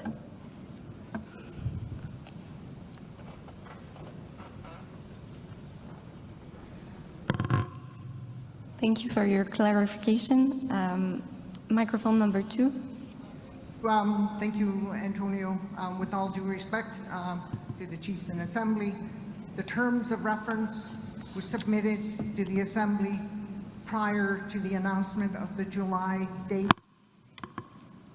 Okay, so that was submitted already. It wasn't included in the resolution. We provided the QR code so that you can go back and pull the resolutions. It was submitted in advance. For some reason, it is not appearing in this process today. It was made in May. You had, well, they had sufficient time, so to say that we didn't follow due process is not acceptable. So I want to assure you that we did submit by way of the resolutions and the terms of reference to the Assembly as required. So I don't know what the issue is here. I encourage you, if you want us to print the copies of the terms of reference so you have it in your hand, we could do that. If you require that by the end of the day, we could do that, but that just puts more onus and responsibilities on all of us that are doing our very best as technical people, as responsible leaders. You've given us instruction and direction, and we're following through on your commitment and your mandate for us to do this work. So I encourage you, please, to consider the amendments as they've been presented. We're okay with the amendments as they've been presented. So I don't know what the issues are because they've seen the terms of reference long before this day. Merci. Thank you, Chief Frost.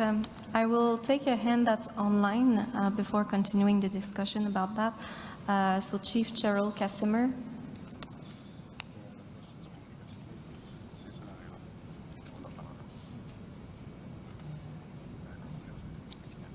Chief Cheryl, perfect.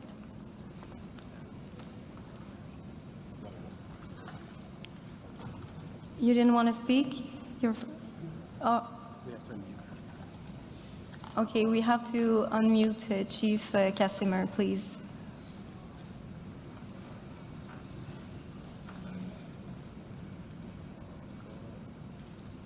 Thank you. Perfect, thank you. I'm unmuted now. Thank you, Madam Chair, for the opportunity to speak to this resolution. I don't have a problem with approving the terms of reference. They have been floating around for quite some time now. I just wanted to provide a couple of amendments to the language. So in the therefore be it resolved number 1, it speaks about the NCC consulting with a couple of groups. I don't have the language in front of me, but somewhere in there, and I think it needs to be probably the first group that needs to be consulted would need to be the title and rights holders, because I'm not seeing that anywhere. It talks about consulting with NAC, consulting with, sorry, I can't remember the other group, but you need to add in there that they need to consult with the title and rights holders, then NAC, and then that other group. The second thing in the proposed therefore be it resolved number 2, it talks about approval of the terms of reference by the NAC. And I think that what we're seeking is approval of the terms of reference for, not NAC, sorry, for the NCCC. It's not by the NCCC, it's for the NCCC and the negotiating team. So those are just a couple of friendly amendments that I'm proposing. Thank you. Thank you, Chief Casimir. I will take microphone number... Okay, 1 second. We might have an amendment to propose before we take any other speaker.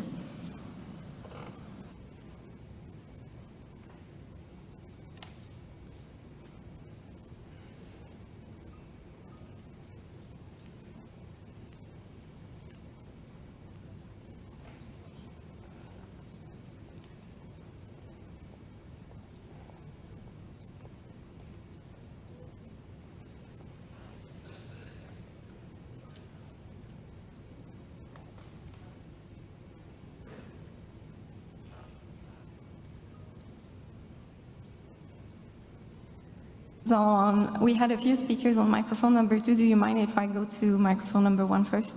Perfect. Microphone number 1. All we're doing here, we're trying to unite, work together. It's simple about working together, signing the terms of reference. How come AFN won't sign the terms of reference? Your adversary group, you guys are stepping out of the realm. The resolution table. The rights holders, did the right holders put you there? AFN put you there? Like, what's the big concern? You have excessive money, if it's not going to be spent, you're going to be put it back. There's financial troubles in the AFN, maybe just say it. Like, more of our people should be sitting over at the resolutions table. It's very frustrating when we put resolutions in there and they're shut down. This assembly is for rights holders. We're the ones that created this organization. It's just very disrespectful when we're not being listened to and you can't simply sign the terms of reference. That's all we're asking, to try to work together, unite together as one. Like, what's the big holdup? To sign the terms of reference. You guys have it since May, and it's very frustrating. How much resolutions we went for, all chiefs are leaving early. Maybe I made a suggestion before, maybe add another day. We're gonna probably omnibus a lot of these resolutions. And I would like to speak to more resolutions that are being put forward, but, You know, this is not working. For years now, I've been saying the same thing. You know, and what's credentials? Are there lawyers that sit over there? You know, this too much law, common law is forced upon us. Like, you know, let's just work together. You guys are just making it more harder. It's frustrating. Masi. Thank you, Chief. Can we open microphone number 2, please? So Chief Vicky Chief from Temiskaming First Nation, I just want to make it known that we had the approval of the terms of reference in the Be It Resolved, but it was removed by the AFN Resolutions Committee. So if there's a friendly amendment that's been made to add it back, we're happy to accept that. Thank you. Thank you, Chief Vicky Chief. From what I understand, your proposition might be an option, so I will check. I will go to microphone number 1 first, and then we'll come back to that. Hi, Kalsela, Squamish Nation chairperson. Just talking with the mover and seconder, and just wanted to make a suggestion, and then I'll move a motion. This is a very important topic. It is a critical moment as a part of the process, as well as implementing the recent CHRT order, which was in the favor and alignment with the political agenda that we've established here at the Assembly with regard to this matter. So it is very critical, it is time sensitive, it is very important. With that being said, and we've done this before, and with hopefully with the support of the chiefs and delegates, what I would like to suggest is moving an amendment to the agenda to extend resolution time till 6 o'clock.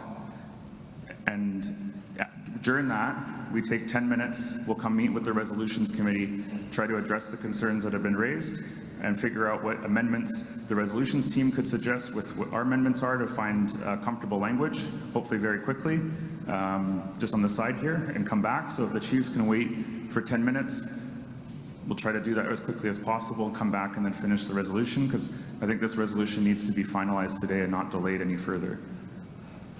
Thank you, Chief, for your solution. So a motion has been raised to have the Assembly end at 6 instead of 5 p.m. so that we can have a longer time to talk about the resolution. Donc, il y a une motion qui a été soulevée pour prolonger. A motion was put to us to make this Assembly last until 6 p.m. instead of 5 p.m.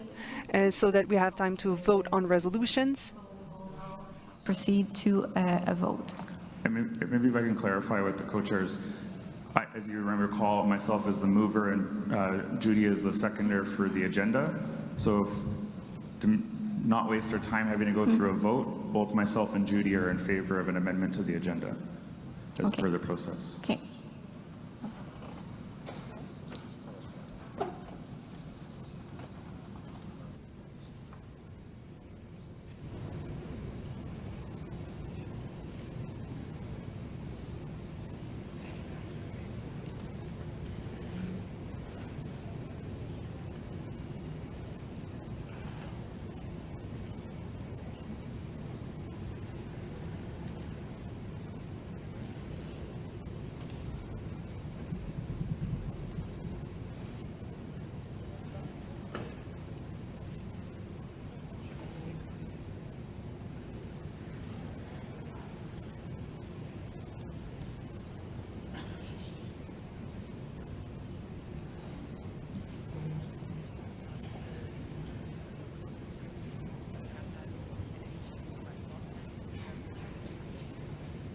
Thank you for mover and seconder of the adoption of the agenda for being at the microphone to approve this. From what I hear, we still need to have a vote, but to not take too much time, what we will do, we will ask if there is any opposition. So is there any opposition to have the Assembly end at 6 p.m. today?